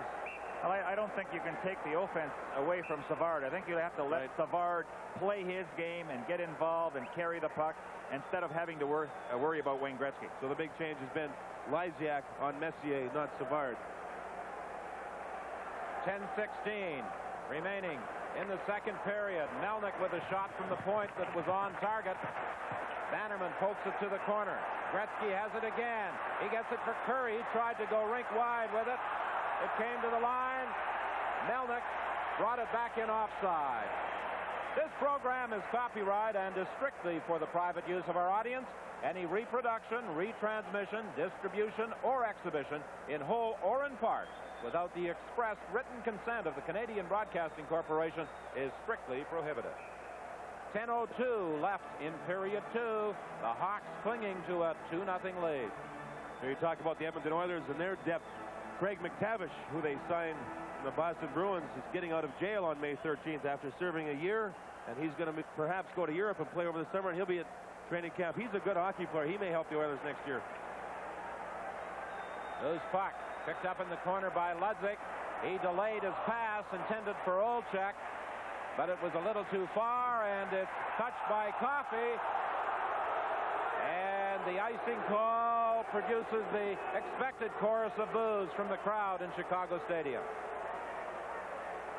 Olczyk trying to plead his case with the linesman. He's going to learn over the years that that's not going to do much good. Once it's stopped and called, it's stopped and called. But it was close. Watch Coffey go in, see if his stick gets there first. It's either he or Olczyk. There you can see it just being touched, but I'm not quite sure. I see Olczyk's stick was up. Coffey's was still on the ice, so that had to be the play. Coffey, I think, got there first. Shows you a little of the speed of Olczyk to be able to keep up to Paul Coffey, doesn't it? It's amazing the way he's playing in this hockey game. He didn't do all that much in the first 2 games in Edmonton, but he's from Chicago. You get that hometown emotion going, and he's been an effective force out there. Well, his age matched his sweater number when he played with the USA Olympic team in 1984. He was just 16 at that time. He's still only 18 years of age. Mark Messier is replaced in the circle by Glenn Anderson. He's facing Tom Lysiak. 9:44 is the time remaining in the second period. 2-0 Chicago in front. Edmonton leading the series 2-0. Much of the play for about the last 5. I should say the Chicago end of the rink as the Oilers have applied the pressure. Messier crosses the line, but again an offside call as Napier was ahead of the play. 9:21 is the time left to play. All the scoring so far in the first period. Ludlow. Outstanding. Great, Chief. No, outstanding accounts. You hold the record for overdue accounts. I can explain. See this? Another piece of paper won't get customer attention, but phoning long distance will. It means paid bills, improved cash flow, and you can't lose your phone in the files. Where is your phone, Ludlow? It's in the files. Business long distance. Today's way to operate. Play just underway. Vogelin plays it up to the line. Messier in across the line. His shot off Bob Murray. It goes high and over the glass and out of play. Injury report on Billy Gardner, who went down after being checked by Jaroslav Pozar in the first period, is that he has a severely twisted left knee. He's done for the evening, and I would imagine more tests will be done tomorrow. And it's got to be a big loss for the Blackhawks, a very durable forward. Well, of course, Bob Pulford hoping to get back into the series with a win tonight, but it would also give him a chance to perhaps get Keith Brown and Doug Wilson back into the lineup as well. Brown certainly is a possibility for the game on Sunday, but it looks like Wilson, he may be through for the rest of the series. 8:59 the time left in the second period. 2-0. Chicago leading. First period goes by O'Callahan and Larmer, coming a minute and 1 second apart. Pass intercepted by Melnick for Krushelnyski. For Pozar, he scores! Well, the Oilers forechecked, and the young defenseman Bergevin gives it away. And you don't do that to the Edmonton Oilers very often without getting burned. And they certainly took advantage of it.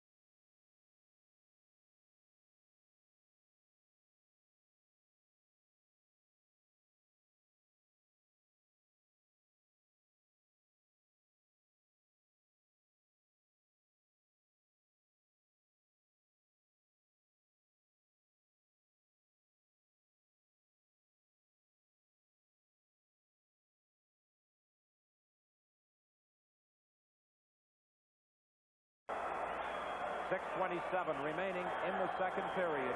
2-1, Chicago leading Edmonton in Game 3 of this Campbell Conference Final. The Oilers won the first two at home, 11-2 and 7-3. Campanello getting mad at Savard for not getting into that face-off circle. Campanello being the linesman. Back to the line now. Bob Murray winds up. Dropping in front of it. Melnick, another shot. It just went wide. Lead pass for Gretzky. Gretzky trying to drop it off. And the whistle goes on an offside call. Did you see how close Gretzky was to the breakaway? But that wasn't a defenseman with him. Again, it was his buddy Troy Murray all over him.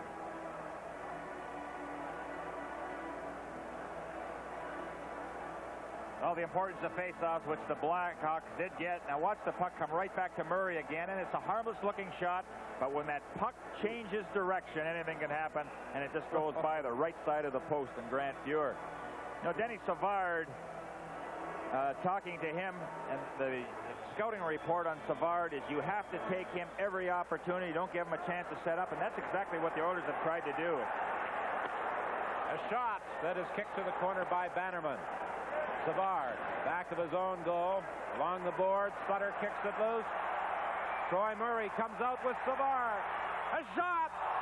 And a piece of it by Grant Fuhr to deflect it to the corner. Savard attempted to center it. It bounced high, comes to the side of the net. Sutter digs it out. He tries to jam it. He scores!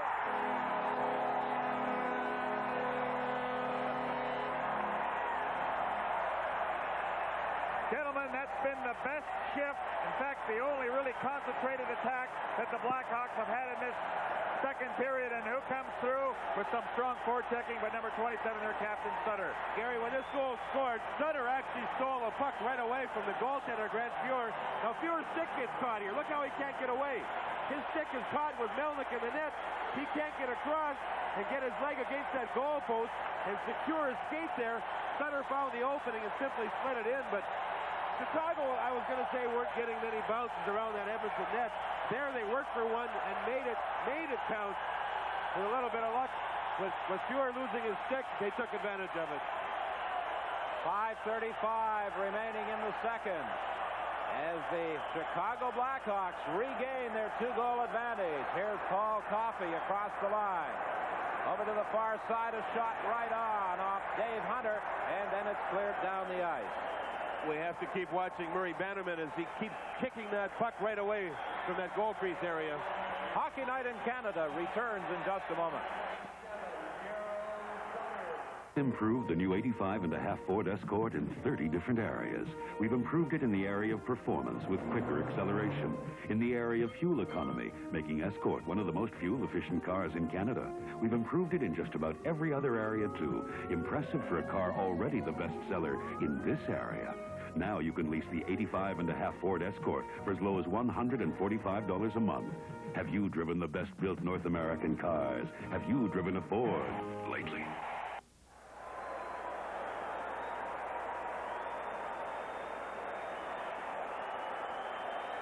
Okay, watch Grant Fuhr. Watch his goal stick. He gets it caught up here between the net and Melnick, and that was just enough to offset him. Sutter took advantage of it. Sutter actually fished that puck away from Grant Fuhr. Originally, the heart and soul of the Blackhawks gets it going for them again. I guess Holford knows what he's doing when he starts switching lines around, because this line with Savard and Sutter has accounted for 2 goals. Captain Darryl Sutter scoring his 9th of the playoffs from Savard and Troy Murray. That goal came at 14:20. As Messier touches that puck and brings it back out, it's an offside call against Edmonton with 5:03 left in the period. Now, what's very important now for Sutter and the Blackhawks is this last 5:03. They don't want to have any more goals scored against them. They would like to finish this period off with that 2-goal lead, get the good rest, and then come out in that third period. I think the Blackhawks, the way they were playing was mostly in their zone. The crowd had quietened down, but now they got this quick goal. They're on fire again here. Again, the play whistled down as it's fired in offside by Edmonton. Well, strong forechecking is the key for setting up goals, and you know, it's the person that's willing to go in there, take a hit, and then make things happen. If the opportunity presents itself, boy, let's see it capitalize. The best player that I ever saw with a wraparound had to be Bobby Clark from Philadelphia. He would drive goaltenders absolutely crazy. No, halfway there, though. Is that what happened, John David? Feasted on you. I'm halfway there. Paul Coffey chases back into his own zone, now gets it ahead to Napier. Crossing with Anderson, a shot, and it deflects up into the crowd.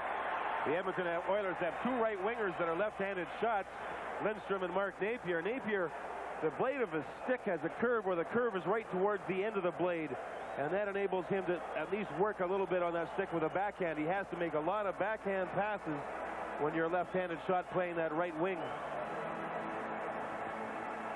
You know, that last rush, gentlemen, again, you saw the Chicago Blackhawks sag back defensively, backing up, and if they continue to do that, the Oilers are going to get a lot of good scoring chances. And then you look to Murray Bannerman. You know, how often can he keep making those key saves for the hockey club? Well, that's the name of the game in playoffs, get that goaltending going, and he certainly provided it in this game. Well, there was one writer today who said that Murray Bannerman's goals against average during the playoffs read like the Dow Jones average.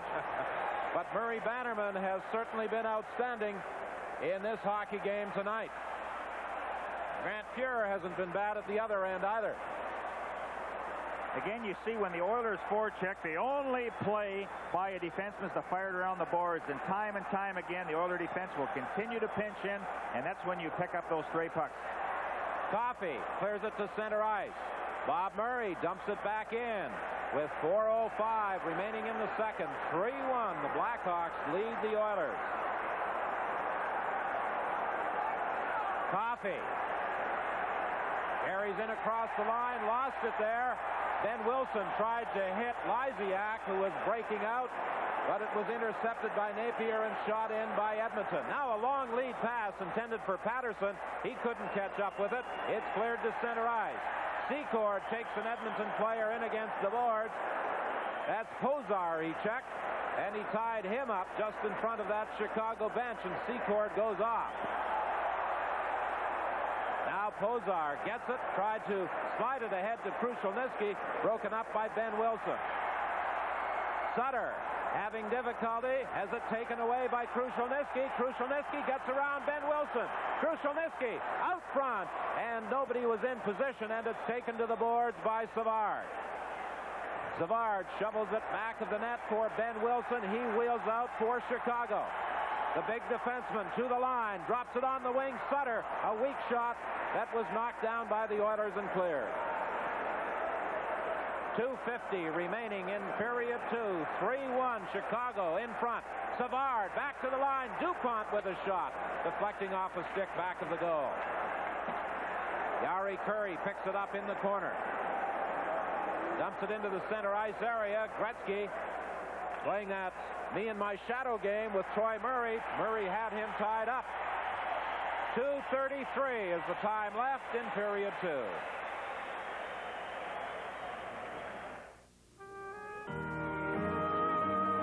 Ask us about CN. All 150 of us. We're all here because you helped to modernize our dockyard.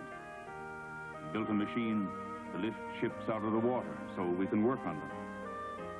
A vote of confidence. Without it, we might not be here.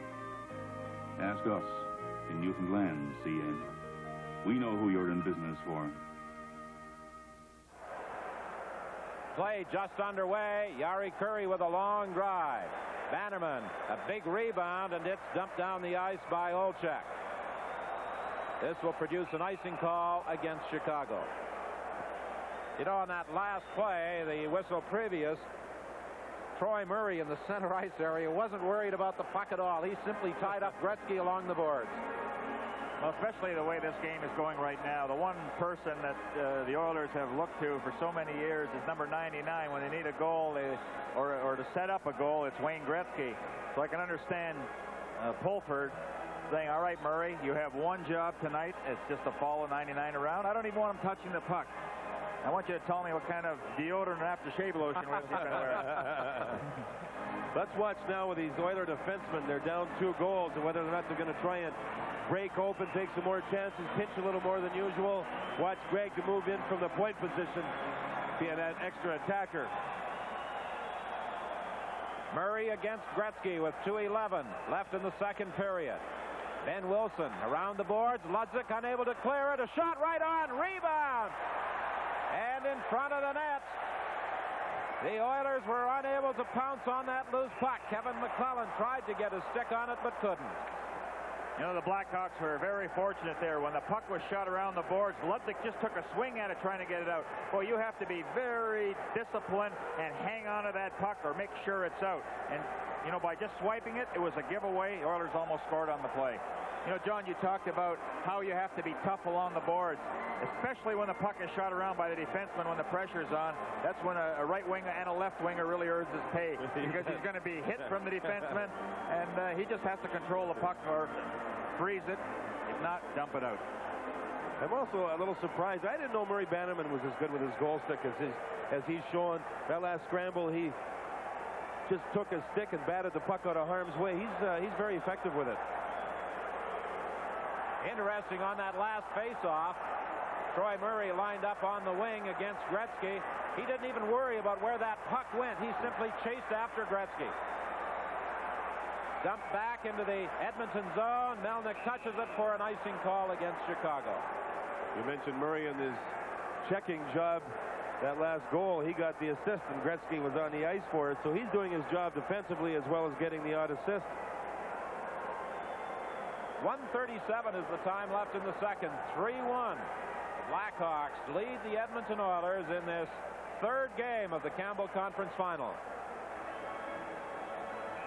Well, when you're a superstar like Wayne Gretzky, you're going to expect that kind of treatment.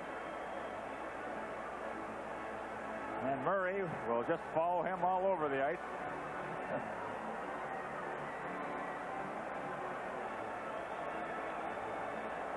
Another line change here for the Oilers. Messier and Anderson, they've taken Napier off and left Gretzky on the ice to try and get something going. They need some goals. There's 1:37 left here in a second. They would love to get a quick one here. Say they're playing the odds, have the best player in the world on the ice. Well, Troy Murray, who lives in St. Albert, Alberta, played for University of North Dakota. Coffey with a drive from the face-off right on, and it's kicked out. The Oilers regroup again. They fire it in, picked up along the boards by Troy Murray. He was unable to clear it. Now Secord gets possession and does dump it out to Lysiak on the wing to Bob Murray, and it's offside. These linesmen are certainly calling the plays very, very close. Anything close, they're calling them on the offside. I think it's really to the advantage of the Chicago Blackhawks. The more whistles that they get, they don't want to get into that free skating style, you know, back and forth, because it showed for a lot of the second period that when the Oilers were skating, there were very few whistles. The Blackhawks were in trouble. 1:13 left in the second. It was 2-0 after 20 minutes.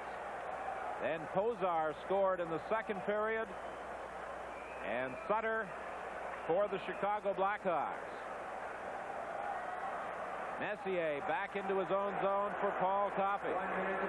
Napier went off. Gretzky came right back on, and they don't have his checking person, Murray, against him right now. There's another quick change by Glenn Sather.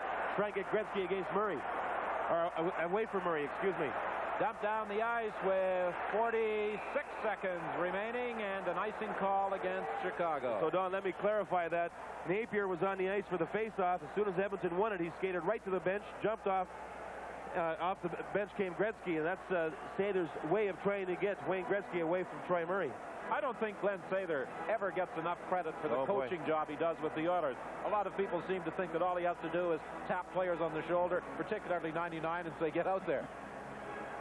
He has a lot of people where he manipulates them. Pozar's a great role player. He uses him effectively.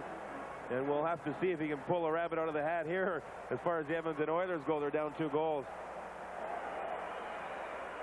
From the face-off, it comes to the line. Coffey was unable to control it there. He had to move it back into the center ice area. Now it's played in for Anderson, and again whistled down on the offside with 33 seconds left.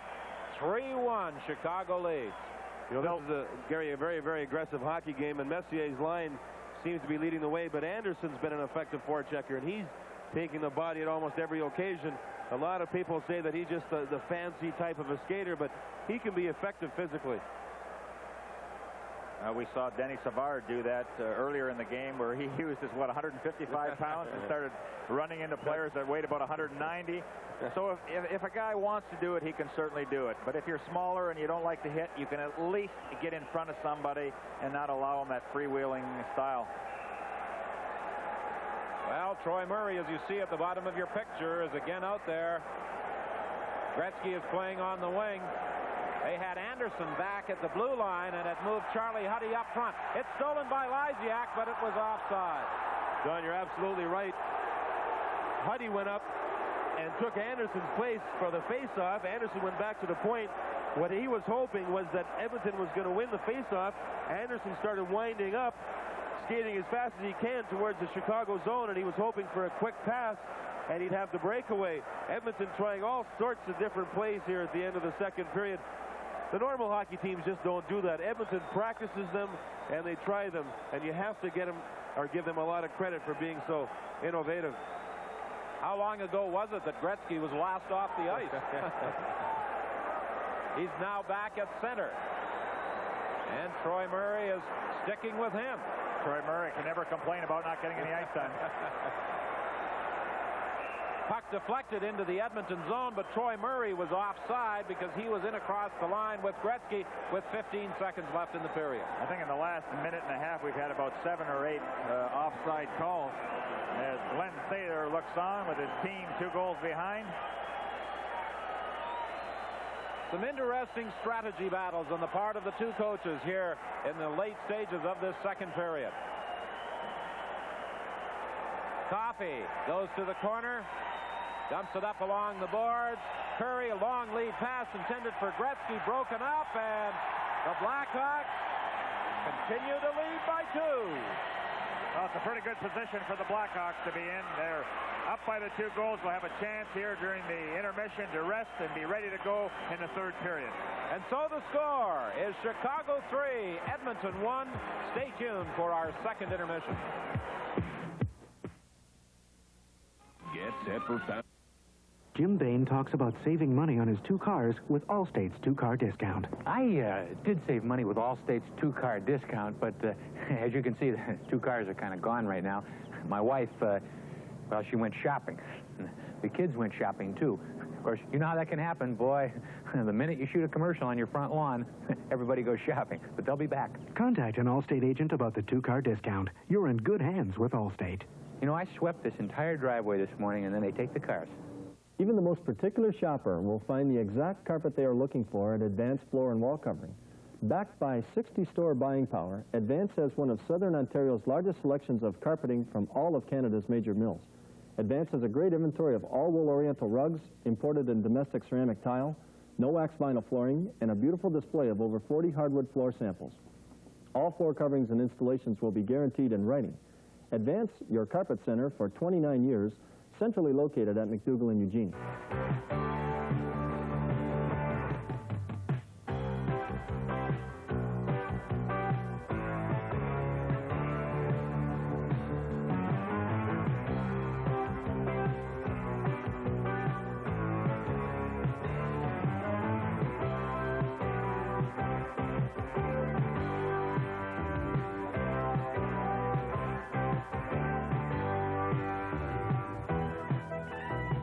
Looking for a quality TV? Try Muntz Electronics for durable Hitachi TVs. In 5 years, you might replace your chair. In 15, the lamp. But it might be 20 years before you replace this Hitachi. Hitachi gives a warranty of 20 years on solid-state parts, a long time. This CT2000 has an extremely sharp monitor picture, cable and stereo ready. Muntz Electronics, on Tecumseh. CBC News with Knowlton Nash. Good evening. The Supreme Court of Canada has ruled that Operation Dismantle doesn't have a case. and it won't stop the testing of cruise missiles over Canada. However, the Supreme Court unanimously ruled that government decisions infringing on the Charter of Rights and Freedoms can be reviewed by the courts. The RCMP wants to know who leaked a government document that proposes huge cuts in federal spending on natives. The proposal would save the government $300 million over the next 2 years. The Prime Minister denies any knowledge of the document or of the police investigation. The Soviet Union today celebrated the 40th anniversary of the end of the war in Europe. The parade in Moscow's Red Square was the largest of the ceremonies. Thousands of soldiers marched through Red Square, and weapons, both old and new, were on display.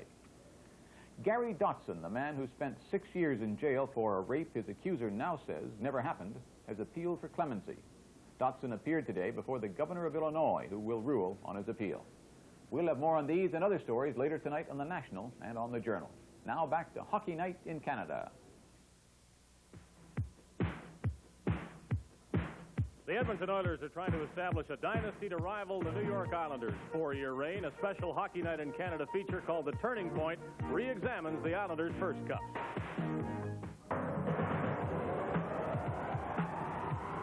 May 1980, the New York Islanders meet the Philadelphia Flyers in the Stanley Cup Final.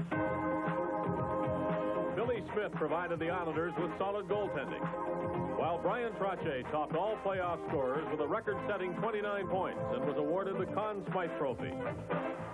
And when Bob Nystrom scored the overtime winner in Game 6 to bring the Islanders their first cup, Nassau Coliseum went crazy.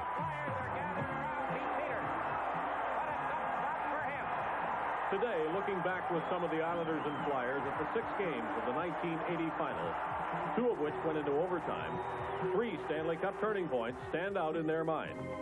I believe the turning points were made by the specialty team because their power play was working really well, and we took too many penalties in that series. I think that's what really cost us the playoff in that final series against the Islanders. The Islanders were awesome in this series when they had the extra man, scoring a record 15 power play goals, as some Flyers remember all too well. Especially vivid is Game 3, when they were the victims of 5 power play markers and a shorthanded goal, as the Islanders won 6-2. Our penalty killing wasn't bad, but we were in the penalty box the whole series, and we couldn't come back on them. And their specialty team of Potvin and Vossi and Trottier really murdered our team. They scored so many goals, and I believe that really won them the series. Their specialty teams and their power play. Well, the power play was really clicking, and when they took a penalty, we made them pay the price, so it was very, very important for us. But some players thought the turning point in the 6-game series came right in Game 1. I think Dennis Potvin's overtime goal in the first game, when we had the home ice advantage, and they beat us in that game and took the home ice advantage from us, I think that was the key goal in that series. And the man who scored that key goal agrees with Bob Clark. There's no question that first game in Philly gave us the momentum that carried us through that playoff series and eventually to the Cup. And the fact that we won it in overtime certainly made it a lot better, because when you lose a game in overtime, it seems like it touches down because you're so close to winning the game. And when Denny scored that overtime goal, I think that that was the turning point in the series, and that's where we felt that we could beat that team. Spoken by the other man to score an overtime goal in the 1980 series. In fact, the Cup-winning goal in Game 6, a game which some of the Flyers still regard as the turning point because of 2 controversial officiating calls which went against them. The Flyers argued to no avail that Dennis Potvin high-sticked this goal into the net.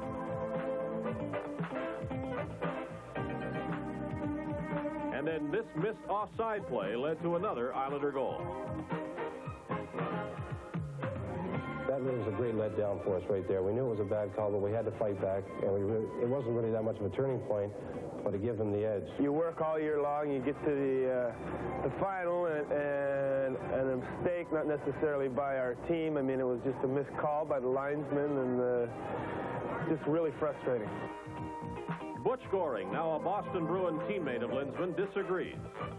I don't think that it cost the Flyers the Stanley Cup. Simply for the fact that they came back, sent the game into overtime. In that particular situation, they had all the momentum going into the overtime, and I think it was a 50-50 chance for anybody to win the hockey game. So I don't think it was a turning point at any particular time.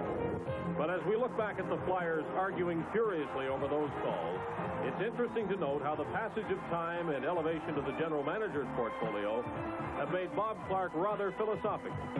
There was a couple controversial goals in the last game, but you have no control over the way the ref calls the game, and they could have just as easily went against the Islanders. It happened to go against us that time. Winning Game 1 to take away the Flyers' home ice advantage. The record-smashing Islanders power play. 2 controversial goals in Game 6. All Stanley Cup turning points in the eyes of the men who were there. But still today, Al Arbour admits he never thought they had it in the bag until he saw Nystrom's historic overtime winner go into the net. It's a pretty good break for us, that overtime goal by Bobby Nystrom. Then we don't have to go back to Philadelphia for the 7th game. That's a pretty good turning point right there. That replay of the 1980 final is followed by a replay of tonight's first 2 periods. Live on CBC, this is Hockey Night in Canada and the Stanley Cup playoff.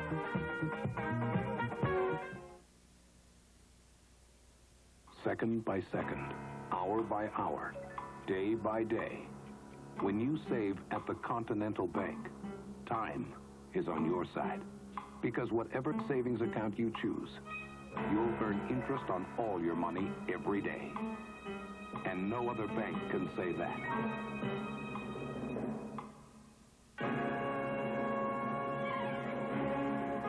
Continental Bank of Canada. Bankers in action. It happens every time. You just get your garden into top shape, and then along come the bugs and the weeds. Well, now there's an easy way to control pests and protect your garden. New CIL ready-to-use insect and weed killers. They're convenient to use and pre-mixed for instant application, with guaranteed results every time. This summer, pick up some convenient protection against bugs and weeds with CIL's new defensive line of ready-to-use garden sprays. Some make greatness look simple, like the great Gretzky. And Canon's new vision of photography, the inspiring T70, with the pure agility of touch-button control and 3 distinct program modes. Now, Canon makes it simple to handle any shot. The inspiring Canon T70. It makes the great shot simple. Canon, the official camera of the National Hockey League. The essence of hitting. George Brett. Some guys say it's the rhythm, reading the pitch. For me, it's a film that says I'm going downtown. The essence of shaving. This is Atra by Gillette. It pivots so the twin blades stay on your beard longer. But what Atra is all about is the feeling that says you just got Gillette's best shave. Gillette, the essence of shaving. Pozar got the Edmonton goal. Darryl Sutter restored Chicago's 2-goal lead. It goes without saying, but should still be said that the Blackhawk defense without Doug Wilson and Keith Brown is doing a great job tonight holding the Oilers to 1 goal through 2 periods. The Quebec Nordiques had a 2-1 lead over Philadelphia. Here's what happened in the second and third period. Right up in the second period on the power play from the faceoff, Ed Hospodar with a shot. Joe Patterson is there for the rebound. Gosselin with little chance, and it's 2-2. Midway through the period, another power play and another goal as the Flyers' Peter Zezel feeds it across to Ilka Sinisalo, who snaps it in the short side to give Philadelphia a 3-2 lead after 2. And 13 minutes into the third period, the Flyers make it a 2-goal lead with their third power play goal of the night. This time it's Brian Propp with a soft shot from the point that gets past Mario Gosselin to make it 4-2 Philadelphia. Less than 2 minutes to play at the Spectrum. The Flyers leading the Quebec Nordiques 4-2. The Nordiques have pulled their goaltender in an effort to get 2 goals and force overtime. Live on CBC, this is Hockey Night in Canada and the Stanley Cup playoff.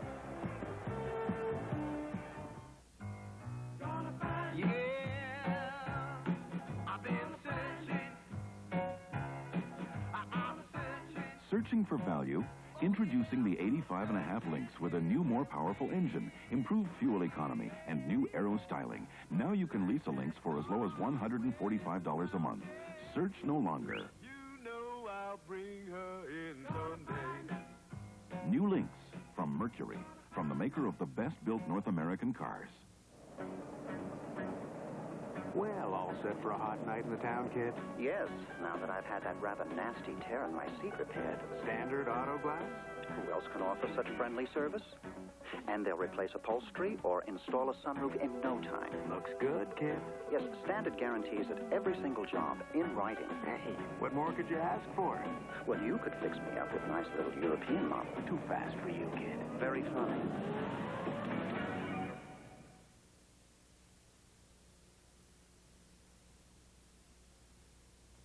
How come we're hiding in these bushes, boss? To catch them illegal distance balls. Dimwit, let's go! All right, hand over that there hot ball. Hot ball? Oh, no, Sheriff, it's the even longer top flight. And the higher flying Top Flight XL. The longest ball. You could win a golf vacation to Innisbrook, Florida by Award Air. Enter the Top Flight Vacation Sweepstakes. See details wherever the longest balls are sold. I've called in some big ones, but I'm still going for the biggest, Lotto 649. Cookie and I have had some big wins in our day, but we're still going for the biggest, Lotto 649.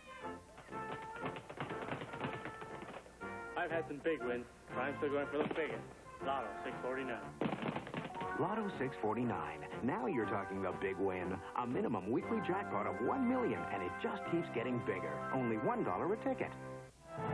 Stanley Cup Replay, brought to you by Apple Computers and authorized Apple dealers throughout Canada.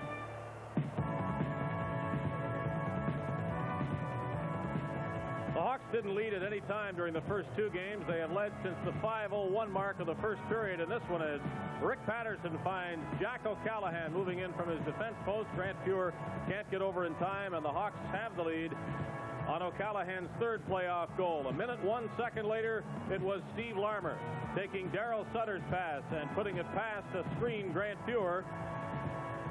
Larmer's sixth, and the Hawks took a 2-0 lead to the dressing room after one period.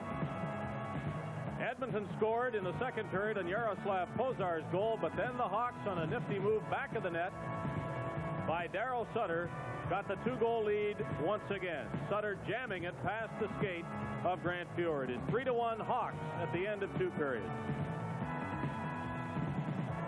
Stanley Cup Replay, brought to you by Apple Computers and authorized Apple dealers throughout Canada.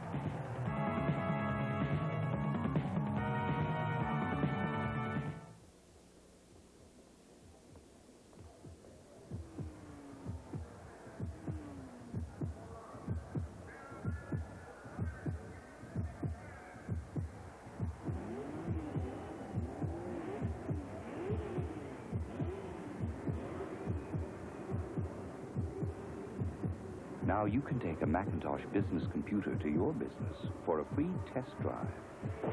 It'll blow your mind.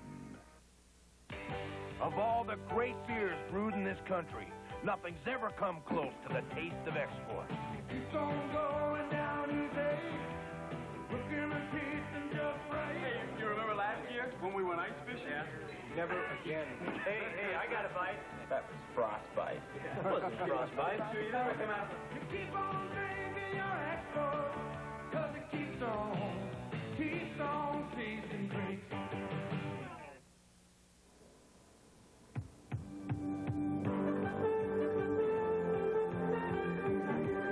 For 4 decades, Hockey Night in Canada and the Stanley Cup playoffs have been synonymous.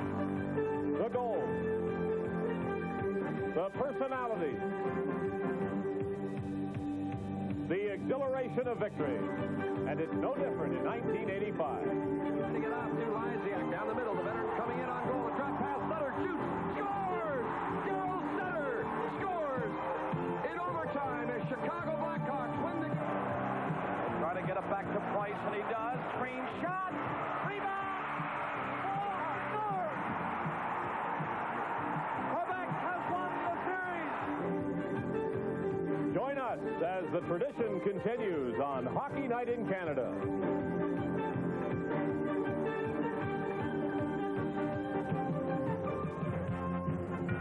Be with Hockey Night in Canada Sunday night for game number 4 in this Campbell Conference Final. The Edmonton Oilers beating the Blackhawks at Chicago Stadium. It starts at 9 o'clock Eastern Time.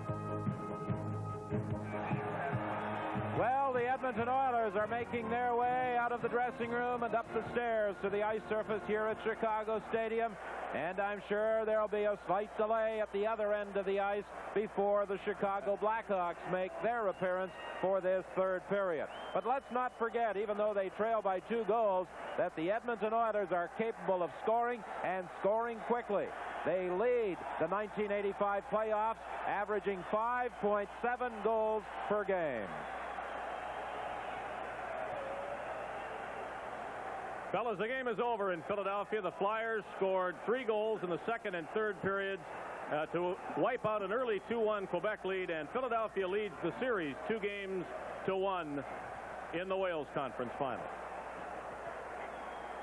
And in the Campbell Conference, the Oilers lead it 2-0, but the Chicago Blackhawks are 20 minutes away from getting right back in the chase. I almost get the feeling that it's the calm before the storm as far as the Oilers are concerned. They know they can score, and they're going to go all-out attack in the third period. The scoring summary through 40 minutes. In the second, Posar and Sutter trading goals after O'Callaghan and Larmer had scored in the first. Shots on goal.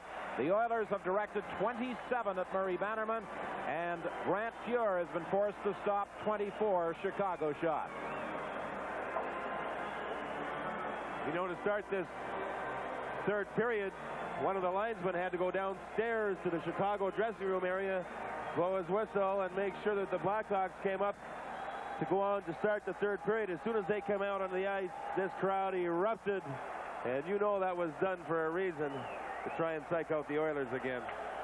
John, the toughest thing for a coach, Pulford, for instance, to tell his players is not to try and defend that lead or sit on it or sag back. You know, you still have to be very aggressive. But this wouldn't be a bad time to put that system to use, send one man in, and have the other 4 guys lined up at red line and the challenge to that position. That becomes very effective. See, Gary, if you can get yourself into that position, the point was during that second period, a lot of the play was in that Chicago zone. Edmonton had 18 shots. And you know the Blackhawks are rotating those 5 defensemen. Their 6th is Randy Boyd. He's only had the 1 shift. That was in the first period on a power play. So the Chicago Blackhawks strategy, I would think, first of all, is to get that darn puck out of their own zone, because they started to tire a little bit before Sutter finally got their 3rd one for them. And also have real short shifts. You bet. And despite the intensity of this game, only 3 minor penalties have been called. There were none at all in the second period. 2 against Edmonton, 1 against Chicago in the first. Pass picked off. Patterson in across the line. Goes loose in the corner. Patterson was checked. Now Messier loses it. Lysiak tried to put a move on and go around Fogelin, but he was unable to walk in. Messier lost the puck because Secord's been taking the body. That last period was his best of the series. He's really becoming effective by using his strength. Now it's Messier across the line. Messier moving in. A shot, he hit the post. Cleared to center. And we have played 1 minute of this third period. Back comes Paul Coffey, winding up ahead for Anderson. Anderson is upset. A penalty coming up against the Blackhawks. I believe it's Al Secord going off. Al Secord's going to get an interference penalty. He was astride behind the Edmonton Oiler and hauled down Glenn Anderson. You know, I just talked about Al Secord being effective by taking the body. This time, not so effective by reaching and hauling down the Oiler. He quit skating a little bit. That's all it took. Watch the lower side. See him stop skating, and he reached out. Anderson had a step on him. Secord gets the interference penalty. Well, there's that quickness of the Edmonton Oilers. You know, that quick acceleration. They just motor. There's a shot by Mark Messier just outside that goalpost.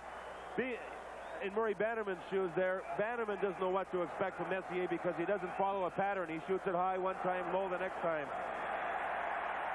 From the face-off, it's dumped down the ice. The Blackhawks attempting to stave off the Oilers, who seem to be gaining momentum in that second period as they enjoy the man advantage. Curry unable to control that puck, but it was whistled down as it was gloved ahead.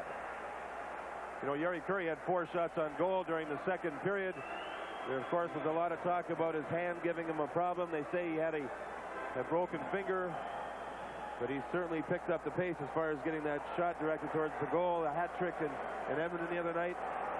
And, you know, this is a close-checking hockey game, and Yuri Curry, you usually don't get a lot of offense out of him in a real close-checking, hard-fought, physical game, but he did get the 4 shots on goal during that second period. I just wanted to mention that on a couple of occasions he did a great job defensively coming back to break up plays. Curry plays it to the corner for Gretzky. Gretzky, cross ice for Curry. It bounced away from him. He gets it again to the point. Now Coffey with a drive, and that ricochets off the glass back of the net, and it's cleared by Chicago. 1:20 remaining in the penalty to Al Secord. 18-16 in the third period. Chicago in front 3-1. This is Charlie Huddy to the line for Curry. Cross ice, Paul Coffey back to Curry. Curry at the side of the net looking for Krushelnyski. It bounced away from him. Curry picks it up in the corner. Don Steele, the Oilers are standing still, not much movement. Shot right on by Charlie Huddy, kicked out, and then slid down the ice. John Muckler talked this morning about that movement. They've got to get it offensively on the power play. They're not moving around, they're standing still. Paul Coffey across the line, going to the outside, trying to get it in front. It bounced away from Gretzky. Gretzky trying to get back and take the puck away from the Chicago player, Ludzik. He managed to hook it away from Ludzik, but the Oilers were unable to go anywhere with it. And Ludzik trying to do a little acting job to try and draw a penalty. This is Messier. Messier got it back to the line for Anderson. Anderson to Messier to Melnick. Messier from the corner. Just 4 seconds left in the penalty. Melnick's shot is high off the glass. And Jerome Dupont in the corner, unable to get out. Anderson out front for Messier. Scores!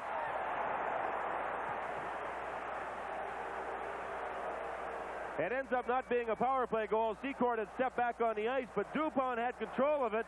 The Oilers read the play, intercepted the puck before it got out over top of the blue line, and they take advantage. Bannerman, aggressive, tried to reach it. Now, when you reach like that with a goal stick and can't get that puck, it's very difficult to move your legs because you're reaching, and he had no chance of getting control of himself to make the save. And Messier, what a big goal for the Edmonton Oilers. And John, to Messier's credit, you know, once he saw Bannerman reaching and out of position, boy, he didn't waste any time putting it by him. Now watch, everybody leaves the front of the net. Murray should have stayed right in front because the guy behind the net wasn't dangerous. It's the man in front. Happened to be Messier that put it in. Exactly, but the thing was Dupont had control of the puck. The Oilers read that he was going to fire it around the boards and took advantage of it. That's tough on your teammates to recover when you think you have control of the puck. Mark Messier's 5th goal of the playoffs from Anderson and Napier. The Oilers bring it out. Pass knocked down, and Chicago comes back. Sutter was offside at the line. 16:29 is the time remaining in the third period. B.F. Goodrich, TA Radios, update for enthusiasts. Subject, truck performance, traction. That's what trucks get with the rugged B.F. Goodrich Radial Mud Terrain TA. Durability, on, road, and off with the Radial All-Terrain TA. Last season, B.F. Goodrich took more off-road wins in more classes, more than any other tire company. TA Radios, now on sale at B.F. Goodrich Tire Centers and participating dealers. Well, Mark Messier has brought the Oilers within one.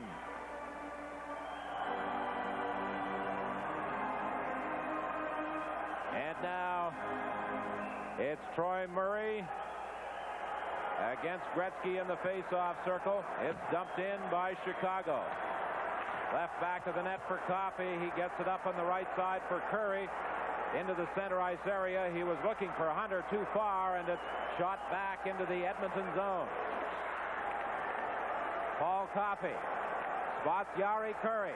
Working against Ben Wilson. A shot. Pad save by Bannerman. It goes to the corner and is picked up there by Murray. Murray playing it around the boards, and it slides out to the neutral zone. Shows the ability of Yari Curry. Was actually falling away from that shot, leaning towards the boards, and the slap shot was right on the net. Yari Curry racing in on the right side. Ben Wilson in there with him. Spun away from Ben Wilson. The puck comes loose along the boards. It's poked out. Here's a chance for Fraser.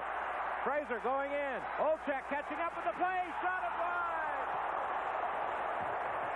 At the line, Wilson with a shot. Gloved and held by Fuhr. Well, sometimes that's the real difference of the two teams. When the Blackhawks get a scoring opportunity, a glorious one by Olczyk, he missed the net. Boy, the Oilers, they just don't miss scoring opportunities. They put them in the net. And the youngster is just scratching his head. He says, boy, oh boy, never get a better chance than that. I've got to put those in. Look at that slow motion camera, how he can pick up that puck. Now, he does have good control. And up it goes. Oh boy, just off the outside of the post. It was rolling a little bit there just before he shot it. A shot from the point deflects to the side of the net. Secord was tied up. He centered it. Nobody in position. Patterson tried to spin around. Penalty coming up against the Oilers.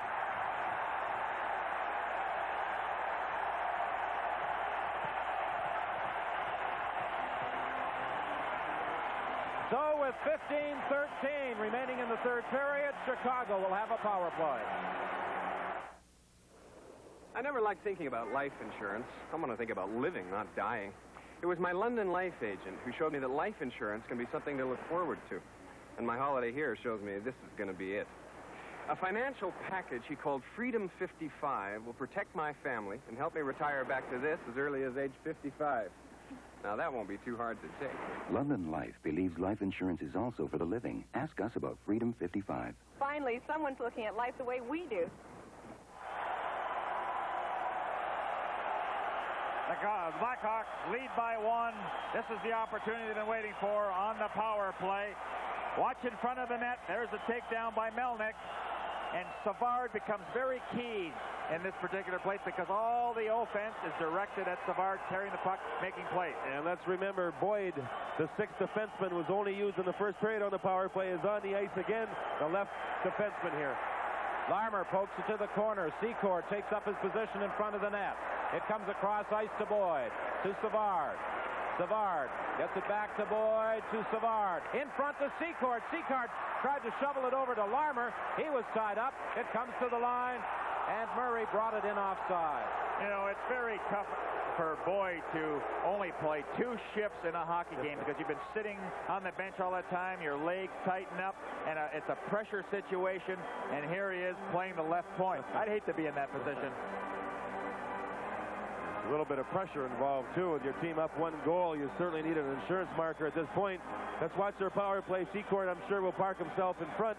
What they try to do is get control of the puck, and 2-on-1, one of the Edmonton Oilers, two Blackhawks there, try to outnumber the opposition and move the puck around. I think if Gretzky doesn't grab a hold of that puck, he's going to head for Boyd and try to beat him on a one-on-one situation.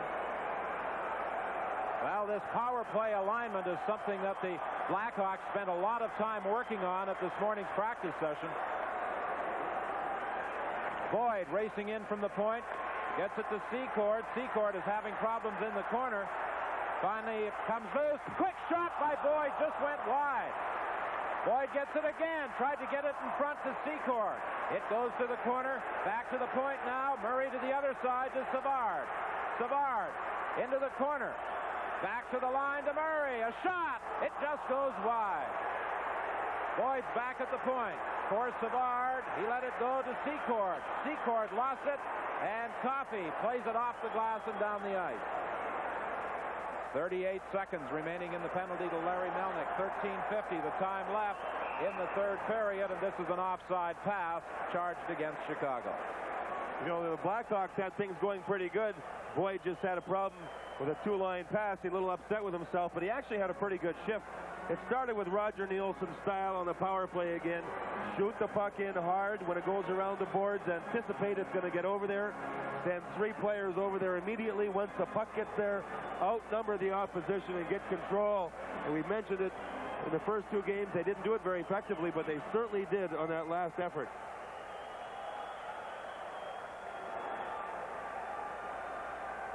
Lysiak facing off against Hunter. You know, we have to watch Bannerman. Look where Bannerman's situated here for the draw. He's over there in case his team doesn't win the face-off, and he's already in a set position for the shot. Puck is underneath Hunter. They're trying to knock him off it, but They'll have another face-off. Let's see if Bannerman, the goaltender, does it again this time. He's not really set for a shot right from the face-off dot, but he's set more from a shot. If the centerman loses the draw on his team, he's already set for the puck to go back to the slot. All right, you put a right-hand shot from the right-hand circle and direct it right at the net. It might give him a little trouble. But he'd stay there then. He knows the face-off's outside, but we'll be aware of this as the game goes on. He wouldn't go over Gary if it was a right-handed centerman. So even the goaltenders are thinking at all time whether it's a right hand or a left hand guy taking the face-off. The goaltenders think a lot, you know. I give you a lot of credit. 24 seconds left in the penalty to Larry Melnick. The draw comes back into the Chicago zone to O'Callahan. For Ben Wilson, back to O'Callahan, to Wilson. The Hawks having some problems. Now they work out with Troy Murray shooting it in. Lysiak leaves it at the point for O'Callahan. He played it in at the side of the net. Back to the line for O'Callahan, over to Ben Wilson. Back to O'Callahan, a rising shot wide. And it's deflected at the side of the net, and Edmonton is back at full strength with Larry Melnick out of the box. 3-2 is the score in favor of the Blackhawks with 12:58. Here's a breakaway pass for Savard. Going in. He scores!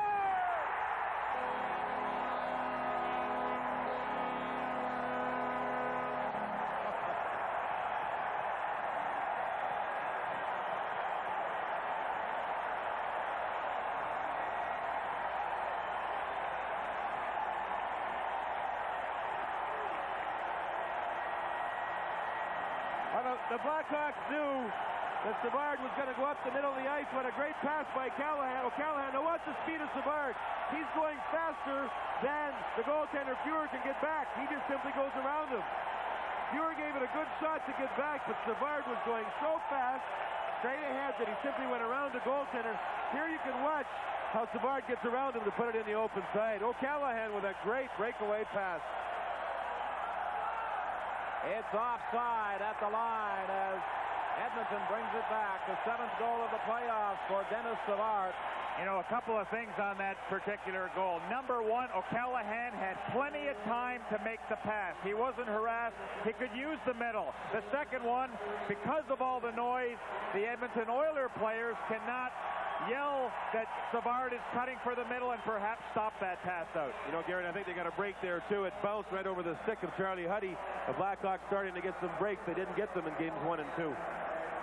Savard from O'Callahan at 7:07, the official on that goal for the Blackhawks as they again regain their 2-goal advantage.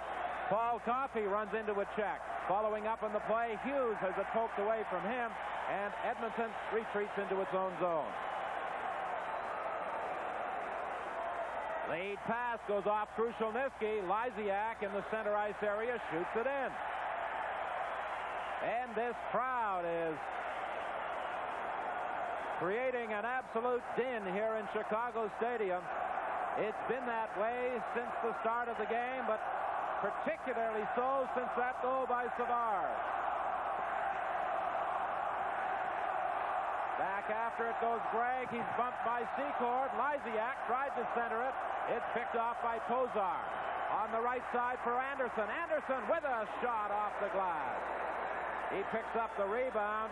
Couldn't flip it into the corner, and it's dumped down the ice. Fellas, if you notice how many of their shots have been going high over top of the goal, the ice here with this very, very hot and humid day isn't quite as good as in the Edmonton building. A lot of pucks are rolling. Here's a 3-on-2 for the Oilers, led by Messier.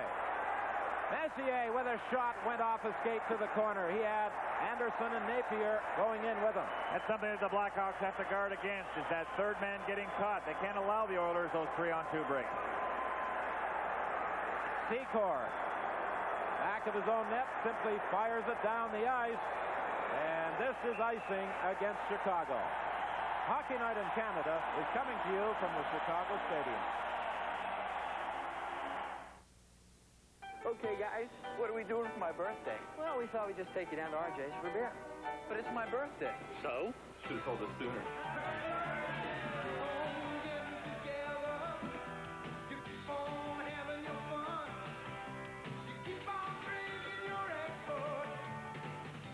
Thanks, guys. I love enough surprise. Oh, great. RJ, bring him the bill. Nice. Keystone tasting great.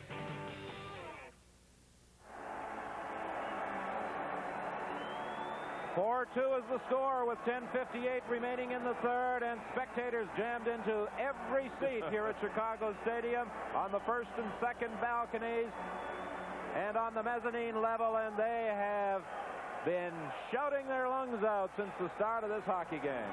Well, I'm sure Bob Pulford doesn't want his team to continue to ice the puck, because the more times you have face-offs in your own zone, with a guy like Messier in there, that's just asking for trouble. Okay, now here's where we can see where Bannerman's situated. He's there in case Messier wins the draw. He's drawing it to Anderson. Right, it's back in the slot area. He tried to slide it in front, picked off by the Hawks and dumped down the ice, and another icing call, but Secord racing in there, forced Fuhr to make a play, so the icing was waived. Anderson tried to drop it off for Messier. The puck goes loose, and it's dumped down the ice again. Racing back after it is Kevin Lowe. Lowe takes a hit in the corner from Lysiak. Now Messier trying to work out of his own zone as we approach the midpoint of the third. Play broken up at the line by the Blackhawks. And it's Olchek coming in with Fraser, a rising shot that is gloved and held by Fuhr. Eddie Olchek, the goaltender, has the book on him. He loves to shoot the puck high, and Fuhr just got a catching hand on that one. That was a quick release, a snapping shot up high. You know, Andy Van Hellemond, something interesting that we have with him is we have him with a wireless microphone tonight, and we are recording everything that he has said during the hockey game. What we're going to do is build a feature on it, folks. Show it to you Sunday during the intermission, and it should be really interesting to see what kind of conversation that Andy Van Hellemond has with the coaches and players during the heat of battle. That game Sunday, incidentally, will be 9 o'clock Eastern Time, p.m. Some of his comments should be particularly interesting from that first period, where he was hit with the shot and the glass went out, and he had to instruct the teams to take a breather and go to the dressing room. Here's Curry coming in on the right side. Curry looking into the slot. The pass intercepted, and Fraser comes back. Fraser cross ice for Murray. Murray switched his hands as that puck would have been coming to him on his backhand.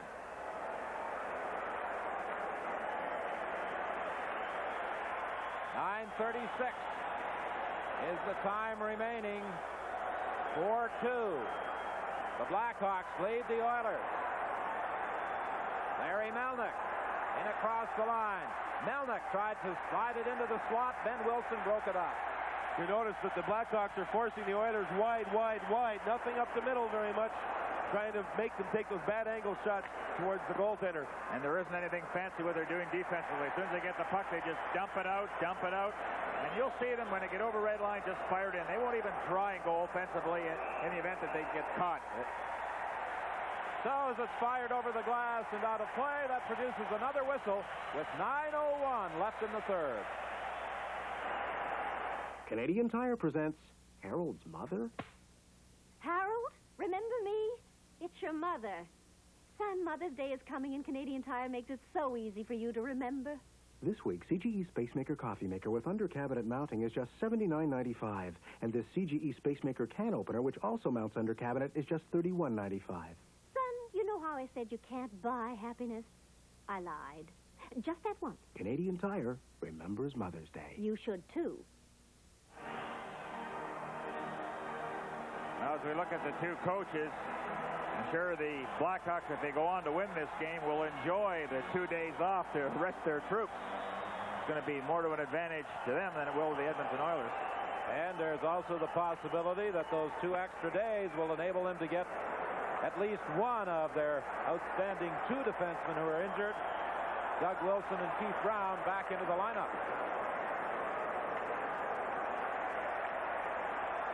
Fired in by Sutter, but offside was Savard. He was trapped in across the line. Well, the people who are selecting the Molson's 3 stars in this game are going to have a tough chore, believe me. Well, those 2 goaltenders have been outstanding. Bannerman made some now you're prejudiced. You're a little come on, you know it. You talked about the time off between games. The Oilers had a plan. They're going to go see the White Sox play the Detroit Tigers tomorrow night.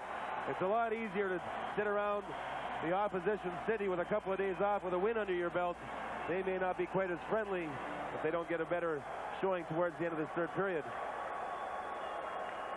Messier circles in his own zone. 8:30 is the time remaining.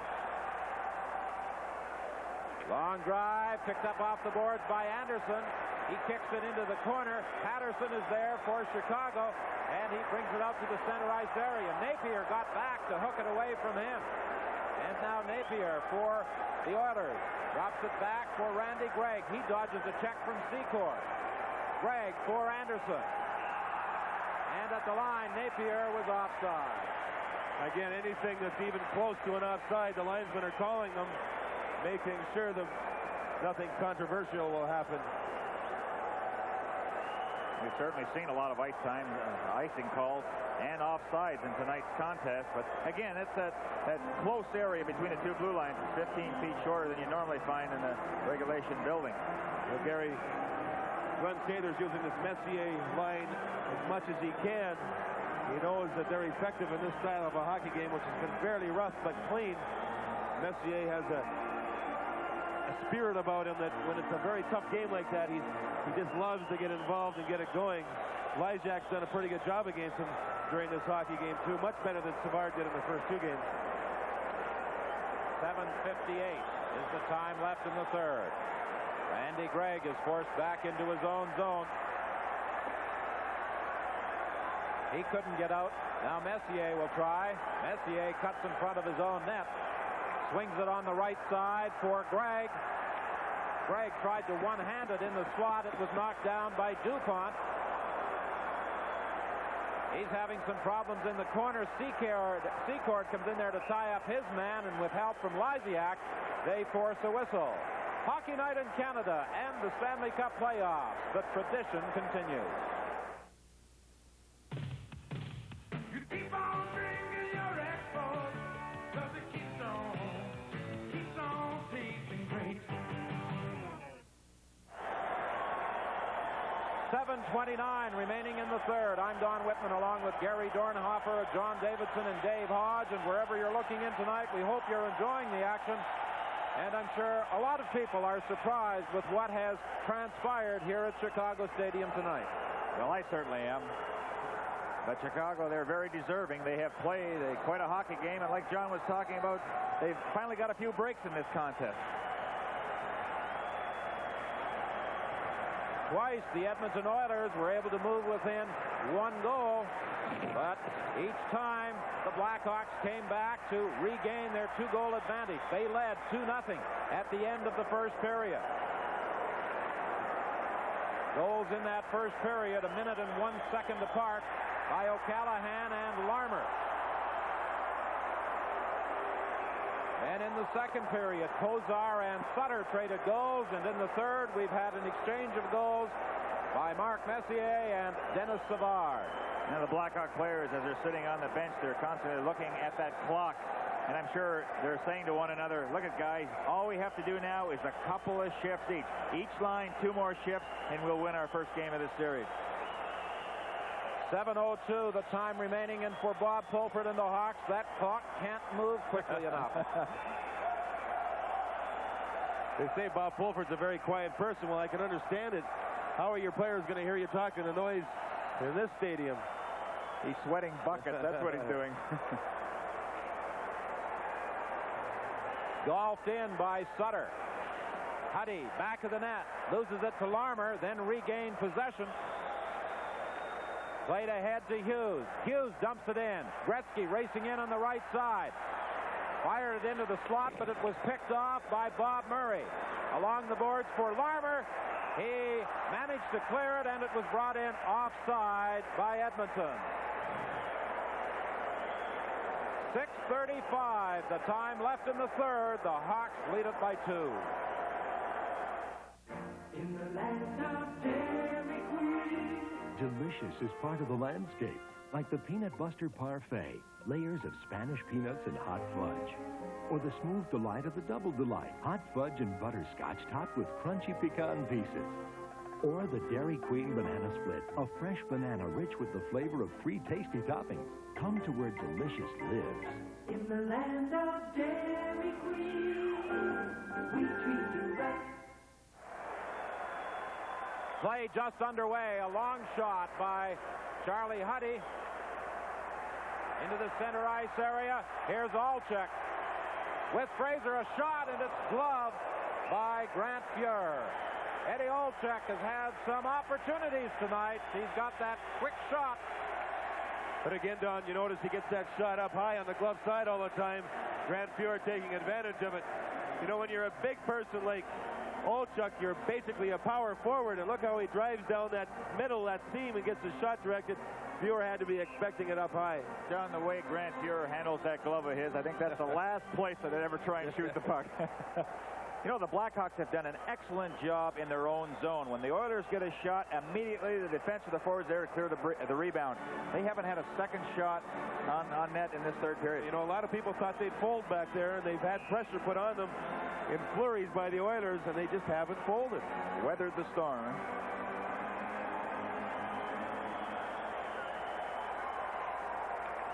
Ludwig against Messier. The puck goes back of the net for Kevin Lowe. He dumps it up along the boards. Gary Curry could not get out. Glenn say they're doing a lot of things to mix up his lines. A drive by Murray just went wide. Olczyk took a shot off a leg. And it's dumped down the ice. DuPont is back. Fired back into the Edmonton zone. Kevin Lowe racing back. That puck was rolling to the goal mouth. He and Ludwig were chasing after it.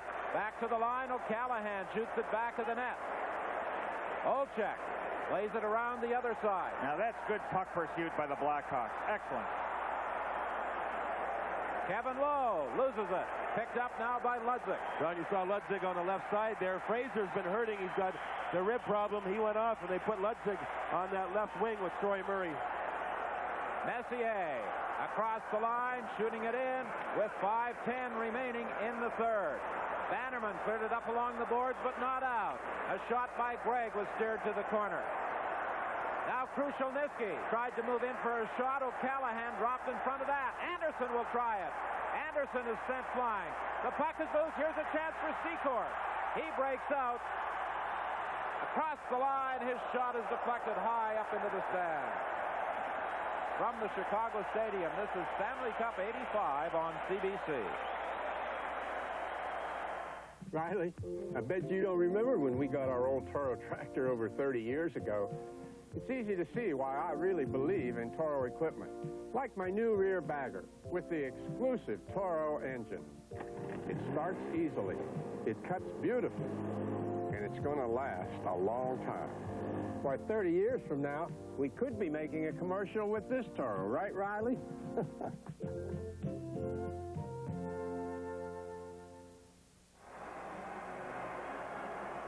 Fellas, the Boston Bruins hold a record of 10 straight playoff victories in 1 year. That was in 1970. This year, the Oilers have 9 going into this game.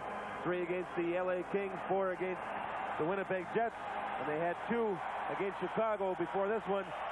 They are close to tying a record, but 2 goals away from it here.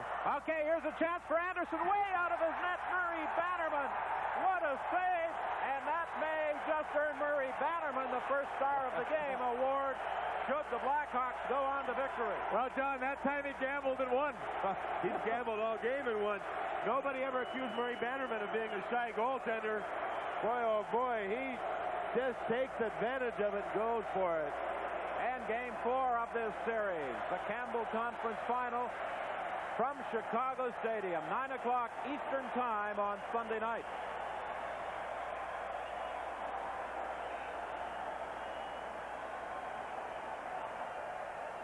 What a move by Murray Bannerman.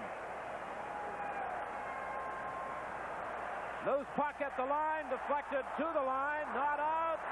They kick away at it. It's still inside that Chicago zone. Secor Tries to rub Anderson out along the boards. Finally succeeds, and it's clear. Fellas, you have to give Glenn Anderson credit. The tenacity he's showing, he's trying to go through three people at the same time. He's not sitting back and saying this game's over. Chicago are having a tough time trying to check Glenn Anderson. John, what impressed me, too, he was reaching for that puck alongside the boards, and he knew number 20, Secord, was after him, and there was going to be a collision, but Anderson didn't back away. He grinded out and ended up getting the puck in the corner.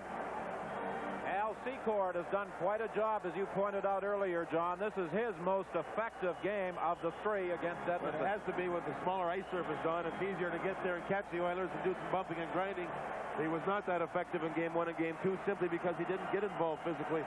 But he certainly played well in this game. Murray against Gretzky in the face-off circle. 4:09 left in the third. It's deflected into the center ice area. Fired back into the Chicago zone and driven right out again by Ben Wilson. This will force an icing call. You know, there have been a lot of battles, one-on-one battles. First the Oilers win them, then the Chicago Blackhawks win them. But that's really what this game is all about. And, you know, when you prepare yourself for a game, a lot of players know exactly who they have to face. They know the strengths and the weaknesses of each individual, and then that's how they prepare themselves. Taylor, not exactly the same expression on his face as we saw in games 1 and 2. Well, in Game 1, the Blackhawks were certainly embarrassed and humiliated with an 11-2 drubbing. What a difference 1,000 miles makes. And 20,000 screaming fans. Oh, boy. These people might not want to leave. They might just stay here till Sunday. Brought to the line, but not out. Then it's deflected into the crowd and out of play. 3:46 is the time left in the third. 4-2. Chicago leads Edmonton. It was 2-0 after 1, 3-1 after 2. Now you can see on this, well, I guess Chicago's going to make another line change, but Fraser made it out for that last shift. Kurt Fraser's playing, as we mentioned, with those sore ribs, and I asked him after the second game in Edmonton how he was feeling, and he unbuttoned his shirt, and he had just a brutal black and blue welt on the sternum area where the ribs join that sternum on the front area of his chest, and it looked awfully sore. And I'll tell you, in losing the game, that made it even more sore. Secord shoots it in. Back goes Kevin Lowe. Now for Messier. Messier has it hooked away. Lowe following up on the play. Gets it to Charlie Huddy. He shoots it in offside. Fellas, all kinds of face-offs at the Chicago blue line simply because they're lining their people up right in that area. They're not sending anybody deep into that Edmonton zone. You mentioned it, Gary. They're lining up. Edmonton are trying to make the plays at that blue line, not succeeding in doing so, taking the offsides. They've got to dump it in and go get it. That's the only way around it. That's right, John. And interesting, you had Messier against Lysiak. There's no way that Lysiak can keep up to Messier. So what Lysiak's looking at is try to cut off the angle. You know, you can't go at Messier straight on. Just give him a little room and then use the angle to ward him off towards the sideboards. Now Kevin Lowe chases it back into his own zone. Pass intercepted by Lysiak. He flips it to the goal, picked off by Lowe, and Edmonton comes back. Messier across the line. Anderson goes for the front of the net. Messier across ice for Kevin Lowe. He couldn't control it. Comes back to Huddy with a shot. Knocked down by Patterson. He didn't realize that there was only one defender back, and he and Secord could have broken out. As he dumped it down the ice, that produced the icing call with 2:58 remaining here in the third period at Chicago Stadium. In Formula 2000, this is the car to beat. Burning up the endless road, testing SO engine oils at high speeds and under stress. It's part of our extensive research program to produce oils that give efficient engine performance, longer engine life. This testing and continual improvement is to give you the engine oils you deserve. We're determined to give you our best. That's how you make us better. So for SO, the road never ends. Well, it's been a tough night for the officials. First, it was a puck hitting Ouch. Referee Andy Van Hellemond, and then Scapanello gets an errant stick in the face from Mark Messier, but apparently Ray Scapanello is all right.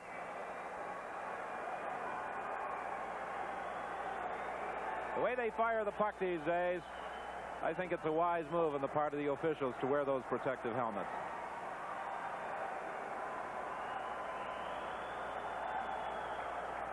Some of the linesmen wear them. Scapanello opts not to. Referee Andy Van Hellemond, of course, wears one. He was the first to do so in the NHL. Pass intercepted by Fraser. A shot. The save is made. Oh, what a crushing hit as Olczyk stepped into Melnyk. Now Fraser bumps with Melnyk.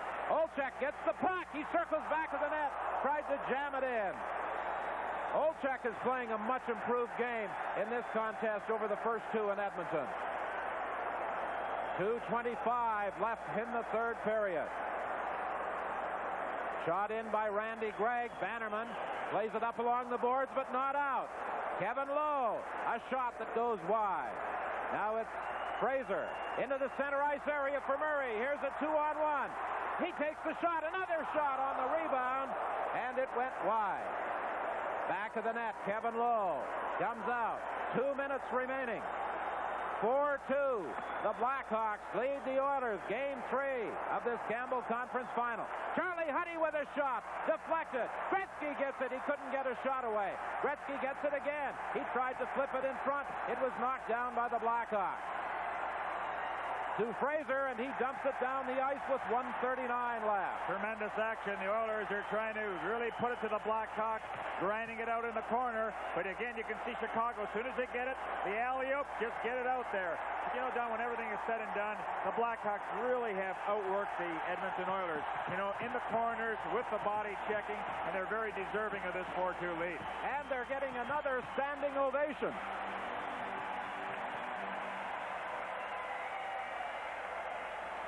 Don, you touched on it again, the fine work of the youngster Ed Olczyk, only 18 years old, and you know we have a tendency to really think the guy should be a superstar. What can you expect from an 18-year-old? Tonight, he has been tremendous. Body checking, puck handling, corner work, he's done it all.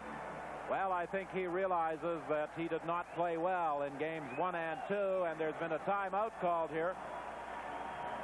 Well, a good scoring opportunity by the Blackhawks as Fraser gets the shot on net. Now watch Olczyk crash against Melnyk, and that's the way the kid has played the whole evening. He's really getting himself involved, and that's something that he hasn't been doing the last 20 games of the season. Well, the Chicago Blackhawks are 123 away from putting an end to the 12-game playoff unbeaten streak of the Edmonton Oilers, 9 this year and 3 in wrapping up the Stanley Cup last year. Don, I wonder, you know, talking to some of the Blackhawk players, they didn't want to go out in a sweep. And in fact, you almost got the impression that they wanted to only win one game. I wonder how they feel after this game is over, and if they end up winning, they might say, hey, look at, you know, we can be very competitive against this hockey club, but we have to put the same effort forth. Well, Ed Olczyk was the Blackhawks' #1 draft pick. They made a trade sending Bob Janisic to the Los Angeles Kings at last June's draft, swapping draft selections so that they could get Olczyk. And, of course, Craig Redmond went to the Los Angeles Kings, and that draft in Toronto this year will again be televised on the CBC network. Don, as I watched Murray Bannerman just skating back and forth in front of his crease, thoughts came of Randy Gregg in front of the net, open net, and he shot it back in the corner. And I'm sure Randy Gregg will be thinking about that one as he watches replays of this game. Most defensemen, they just don't have the soft hands, do they? 1:23 is the time left. The net is empty. Grant Fuhr has gone to the bench in favor of the extra attacker. Some debris was tossed down onto the ice. With 1:23 left, Fuhr, as I mentioned, has gone to the bench. The extra attacker out there as the Oilers trail by 2.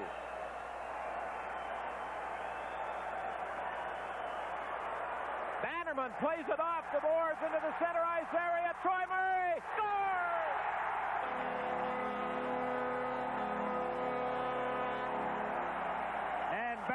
saying, well, how do you like that pass, guys? One bank to Troy Murray and in the net. And look at the Blackhawk players. They are going down to congratulate Bannerman as this crowd goes wild.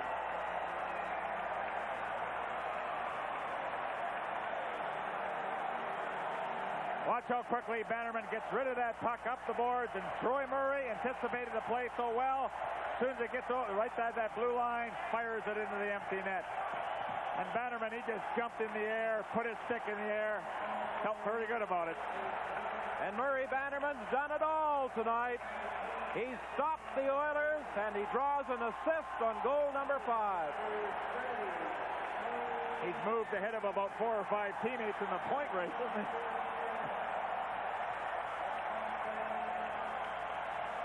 Play held up momentarily as DuPont picked something up off the ice. Troy Murray from Murray Bannerman at 18:44. And Murray Bannerman, who played hockey with the St. James Canadians, gets his first playoff victory over the Edmonton Oilers, or at least will in 104.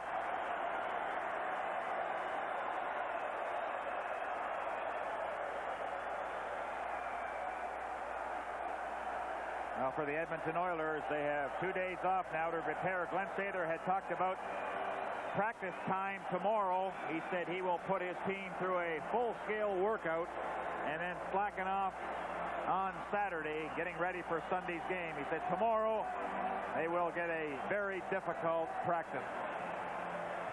Well, this score 5-2, if it holds, and I think it will,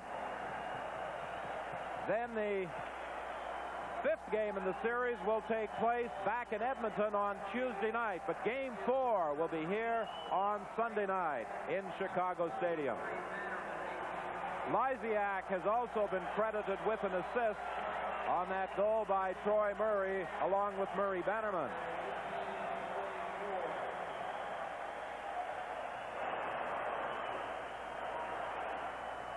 Face-off to the right of Grant Fuhr. He, too, has performed brilliantly tonight. Both goaltenders have been outstanding from start to finish. But Murray Bannerman has finally shaken the monkey from his back as far as games against the Edmonton Oilers go. In the slot, Lysiak simply dumps it out. 48 seconds left. And these frenzied Chicago fans have begun the countdown. McClellan with a backhand shot and the save by Bannerman. 38 seconds and counting as it's dumped down the ice and back after it. Fogelin for an icing call. Now you can't tell me that the crowd doesn't make a difference. They came here, all 20,000. Blackhawks, they were rewarded by a fine effort in all areas of the game. You know, the Blackhawks were good offensively. They did a job forechecking. And the area that I thought they really have to bear down is between the 2 blue lines to try to disrupt that flow of the Edmonton Oilers.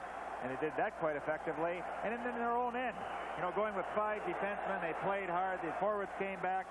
And then you can't say enough about the work of Bannerman. He was sensational. Well, they list the capacity of Chicago Stadium as just under 18,000, but I don't know whether they'll give an official count. I'd say there's over 20,000 in here tonight because there is no room anywhere. They're standing at both the first and second levels on the mezzanine level. The all-time record crowd, 20,960, April 10th, 1982 against Minnesota. That also in playoff activity. 25 seconds left now as it's brought out into the center ice area by Lysiak. To the delight of the crowd, he circles back into his own zone to kill off some time. 15 seconds now left. The Chicago Blackhawks have surprised a lot of people tonight with a very gritty performance here at home. The clock works its way down to 3 seconds with a final face-off in that Chicago zone. They're standing, congratulating each other, and rightfully so. It's amazing when each player makes up his mind that he's going to contribute to the success of a hockey club. What can be accomplished?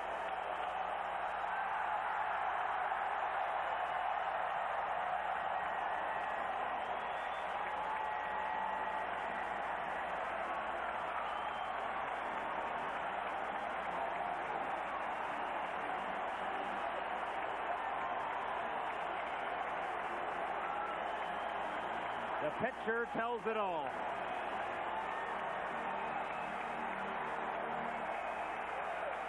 Murray Bannerman, the hero of this one here at Chicago Stadium, as the Chicago Blackhawks win their first game of this Campbell Conference Final, winning it by a score of 5-2. That's the final score, and our Stanley Cup playoff coverage continues in a moment.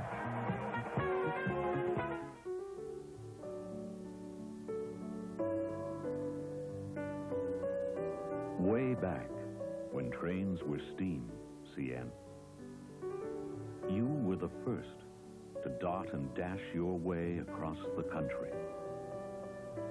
Now the simple telegraph has grown. Today you harness satellites and give us power to make our business dealings fast as light. Our nation speaks to nations on your air.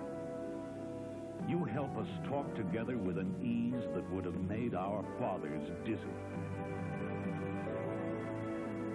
And today, you run a service that will let a doctor in Vancouver listen to a child's heart beat in the Yukon. That's when we know, CN, just who you're in business for. The Chicago Blackhawks have done something that few thought was possible, and that was win a game in this series. They are now back in the series. They have made it a series after defeating the Edmonton Oilers by a score of 5-2. And here are the Molson Three Stars as selected by Jim Matheson of the Edmonton Journal. They are Dennis Savard, who had a goal and 2 assists, leading the Chicago attack tonight. Star number 2, Mark Messier, who had 1 of the Edmonton goals, and the 3rd star, Murray Bannerman, the Chicago goaltender, who also drew an assist. And you can call these next 3 names 3 stars as selected by Hockey Night in Canada. Jack O'Callahan and Bob Murray, stalwarts on the Chicago defense, and Troy Murray, completely neutralized, as you seldom see it, Wayne Gretzky, the leader of the Edmonton attack. Here is Jack O'Callahan, who, in addition to the defensive work, had a goal and a picture assist. Listen, without Doug Wilson and Keith Brown, you had to play a lot more than you're accustomed to, and it looked like the plan, whatever it was, worked perfectly. What were you instructed to do behind your own blue line? Well, for the most part, we just try to stand them up at the blue line. We had a lot of trouble in Edmonton backing in at our own blue line and giving them, guys like Messier and Anderson and Gretzky, the blue line. And those guys can make plays, you know, like no one in the world. So we try to stand up. It's a little bit of a smaller rink here in Chicago, and we just try to stand up and force them. And I think it worked. You know, they were going offside a lot tonight, and they really didn't make a lot of the kind of plays that were really killing us in Edmonton. And you blocked a lot of shots, or were you trying to do that? Well, you know, that's just part of the game. I mean, anytime you can block a shot, you know, you got to do it, and that's all there is to it. So, I mean, we just wanted to win badly tonight. We knew it was a key game for us. We didn't want to be coming back here Sunday down 3-0. So, you know, we knew we had to go out and play the game of our lives, and we did it, and we're just looking forward to coming back Sunday night and going at them again. Let's look at the goal that broke it open in the 3rd period, started by Jack O'Callahan, and I think did you get a bounce off over Huddy's stick, or did you know it was going all the way through? Well, I tried to mattress it up there to him, you know, kind of lofted in. It didn't make it all the way, and it bounced, and luckily enough, it bounced and it got over Huddy's stick. But Savvy, you know, that's the kind of play he looks for all the time. I mean, Dougie Wilson usually does it, and when I get the Murray Bannerman gave me the puck down there, and I just looked up, and Savvy kind of gave me a look and took off. So I figured, what the heck, if, you know, the worst thing that could happen, it was out of our zone, so no big deal. And luckily enough, it went through, and Denny made a great move on Fuhr putting it in. Your goal had to be a big lift, finally to get the lead on this team. It sure was. You know, it hasn't been like us coming out there and scoring that first goal against Edmonton. Last 2 games we played them, geez, we were behind the 8 ball both nights. So it was a big lift for the team, you know, getting that first goal, and on top of that, getting the second goal. You know, Ricky Patterson made a great play, you know, passed him to me. All I had to do was put it in the empty net, similar to that goal Coffey got the other night at the end of the game. So, you know, that's the way it's got to be. I mean, we're missing a few key players, and everybody's got to pull together and work that much harder. So, you know, we did it tonight, and, you know, we're going to try to do it again Sunday night. Congratulations, Jack. You played very well. We'll have more on Stanley Cup 85 in a moment. Hockey Night in Canada on CBC. Return shortly.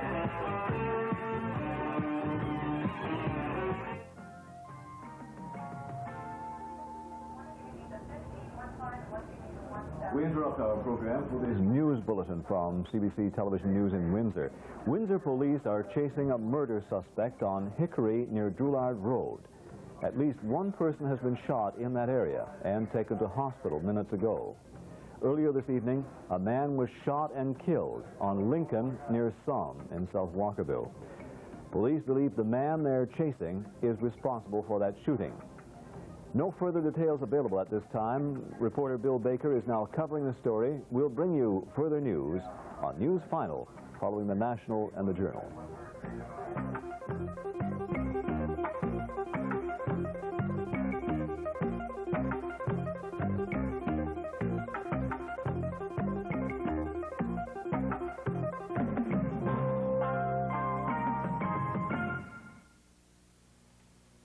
Have you ever noticed that sometimes the best you can do is settle for second best?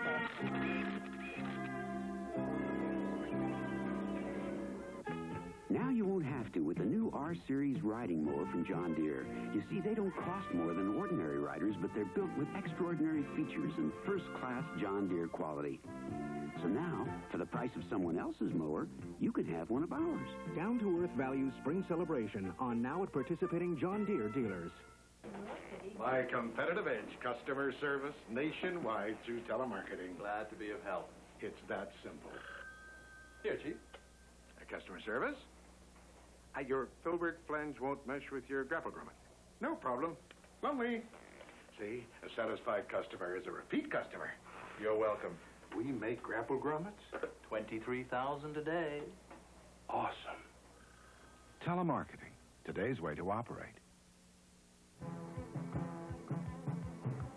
The Chicago Blackhawks delight their loyal fans with a victory over the Edmonton Oilers. The series now stands 2-1 in Edmonton's favor. And for those of us who didn't think this could happen once, the question is, to John Davidson, can it happen twice? Well, I know one thing. There's a whole dressing room of Chicago Blackhawks down there that absolutely think it can. I was really amazed, David, at their defensemen. They only went with 5 most of the evening, and Edmonton constantly put pressure on them, and they simply didn't fold. If I remember correctly, once during that hockey game did the Edmonton team get a shot on a rebound, and that's when Pozar followed the play up, got his own rebound. They played pretty well in their own zone.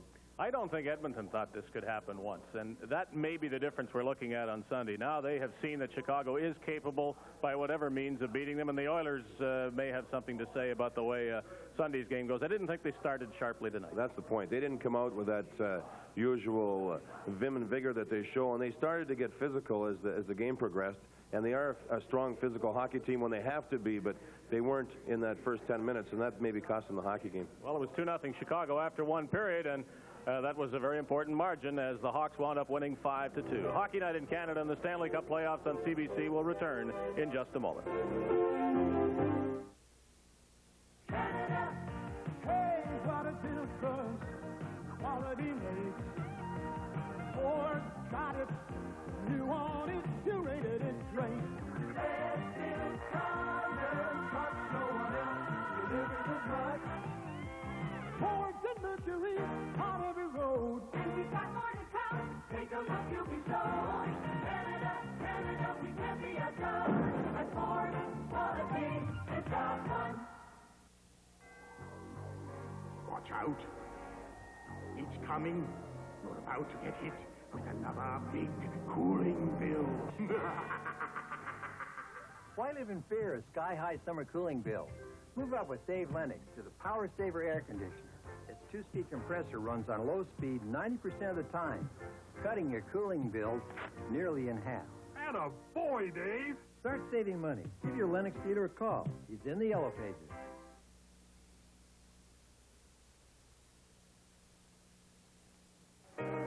Happy 10th anniversary, Winterio. And in acclamation of celebration, here to sing the bonus hit of the decade, the fabulous Plymouth.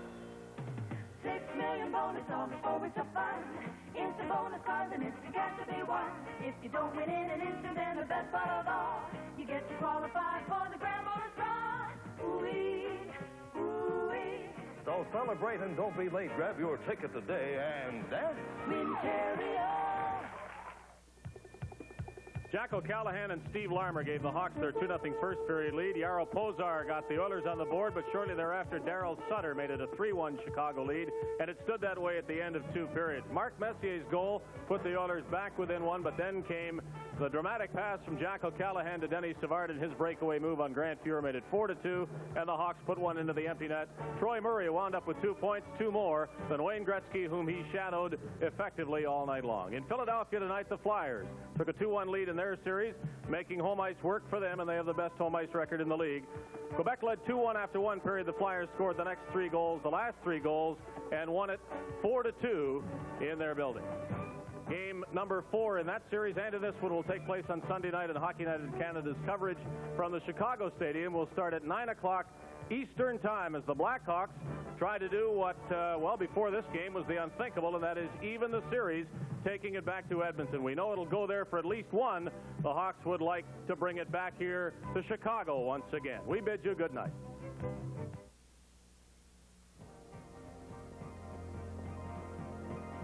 Live on CBC, Hockey Night in Canada.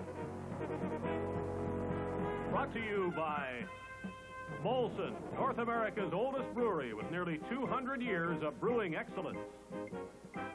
Esso, with over 3,000 locations across Canada to serve you better. And by Ford of Canada, where quality is more than a commitment. Quality is job one.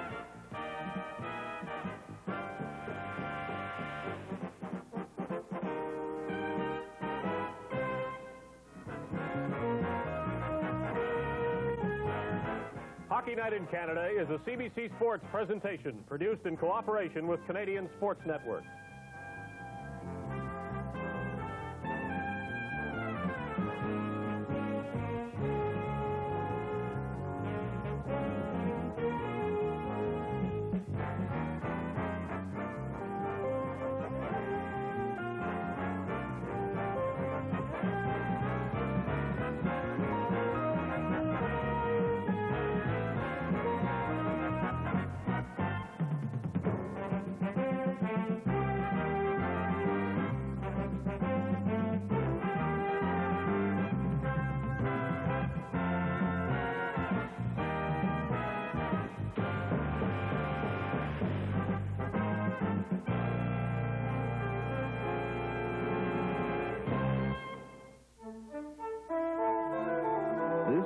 CBC.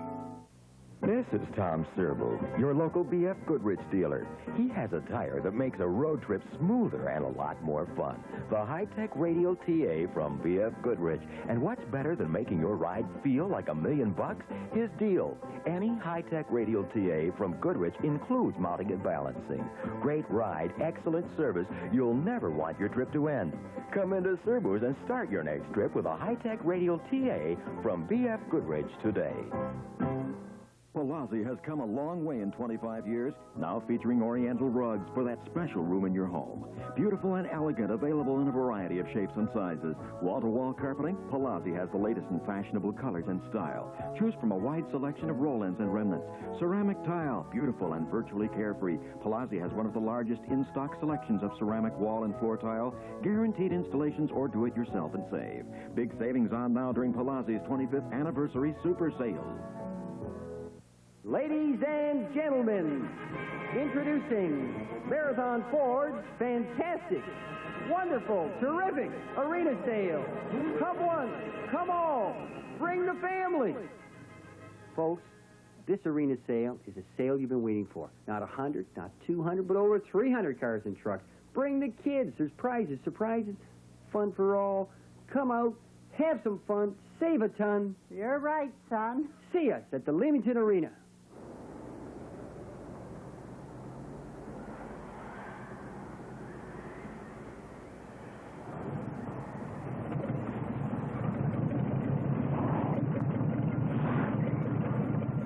You ever noticed how people who heat their homes with natural gas seem to have more money for other things?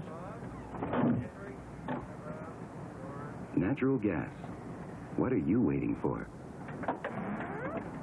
One of the nice things about Pro Hardware is the quality of merchandise you get for your money. For example, barbecues by West Bend.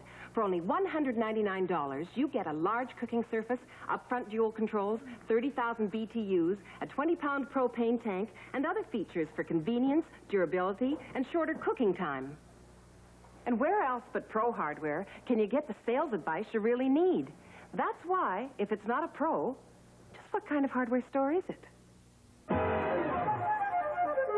Cause that's right, all right. Same